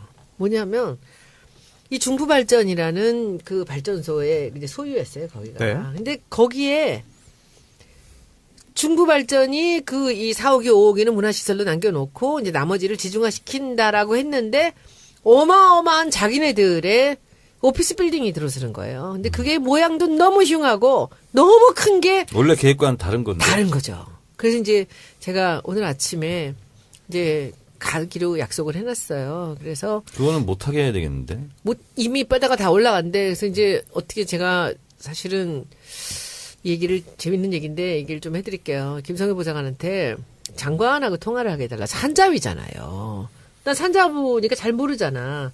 그랬더니 그 수행이 장관을 안 바꿔주는 거예요. 그래서 제가 또 오기가 있지. 이제 그 위원장님 저랑 친하거든요. 산자위. 그래서 그 장관한테 전화하셔서 손혜원이 성질이 굉장히 나쁘다. 전화 좀 부탁한다. 이렇게 얘기 좀 전해주십시오. 금방 전화 왔더라고. 그래서 장관님, 지금 이제 오신 지 얼마 안 되셔서 지금 이 당일리 문제를 잘 모르시는 것 같은데 이것은 중부발전에서 시민들한테 내놓겠다라는 그런 컨셉으로 간 건데 제가 보기엔 중부가 다 차지를 하고 있는 것 같습니다. 제가 내일 가니까 연락을 해놓으십시오. 그랬더니 뭐 오늘 난리가 났죠. 아침에 갔더니. 그래서 제가 뭐 몇 가지 이제 얘기를 했고요. 그리고 이제 사실 이게 문체부가 관련돼야 되는 건데 문체부는 지금 아직은 빠져 있고 중부하고 문제가 뭐냐면 그 설계 변경에 그 과정마다 마포구가 하고 계속 도장을 찍어준 거예요. 그리고 마포구가 돈을 받아가지고 물론 그건 건축에 뭐 관련돼서 적법하게 받는 거랍니다.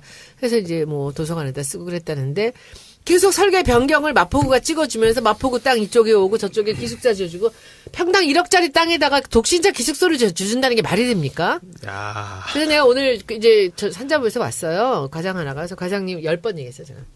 과장님, 저는 지금 이 건축물 이거 누가 어떻게 이거 서울시에서 누가 이거 오케이 했는지 이거 좀 봐야 되겠습니다. 지금 이걸 헐지는 못하겠지만 이게 누가 이런 짓을 저질렀는지 제가 봐야 되겠습니다. 근데 과장님은 저 기숙사랑 저 독신자 숙소 없애주십시오. 4호기야 사택을 그 안에 강가에 제일 좋은 자리에다가 산자부 사택. 처음 원래 제가 그 할 때는 중부발전소 뭐 오피스텔 이거는요. 오피스는 전혀 없었고요. 예. 그리고 지하화하고 그리고 3만 5천 평은 공원으로 주민들에게 돌려준다. 그렇게 됐어요. 근데 그게 중간에 심각하게 아무한테도 얘기를 안 하고 구청하고 지금 중부발전하고의 문제였던 거예요. 그래서 제가 오늘 산자부 부르고 이제 해서 제가 가만히 그냥 가지는 않을 겁니다. 그러니까 그래서 그것이 이번에 국감에서 이제 제가 문체부의 관리 소홀이나 이런 부분들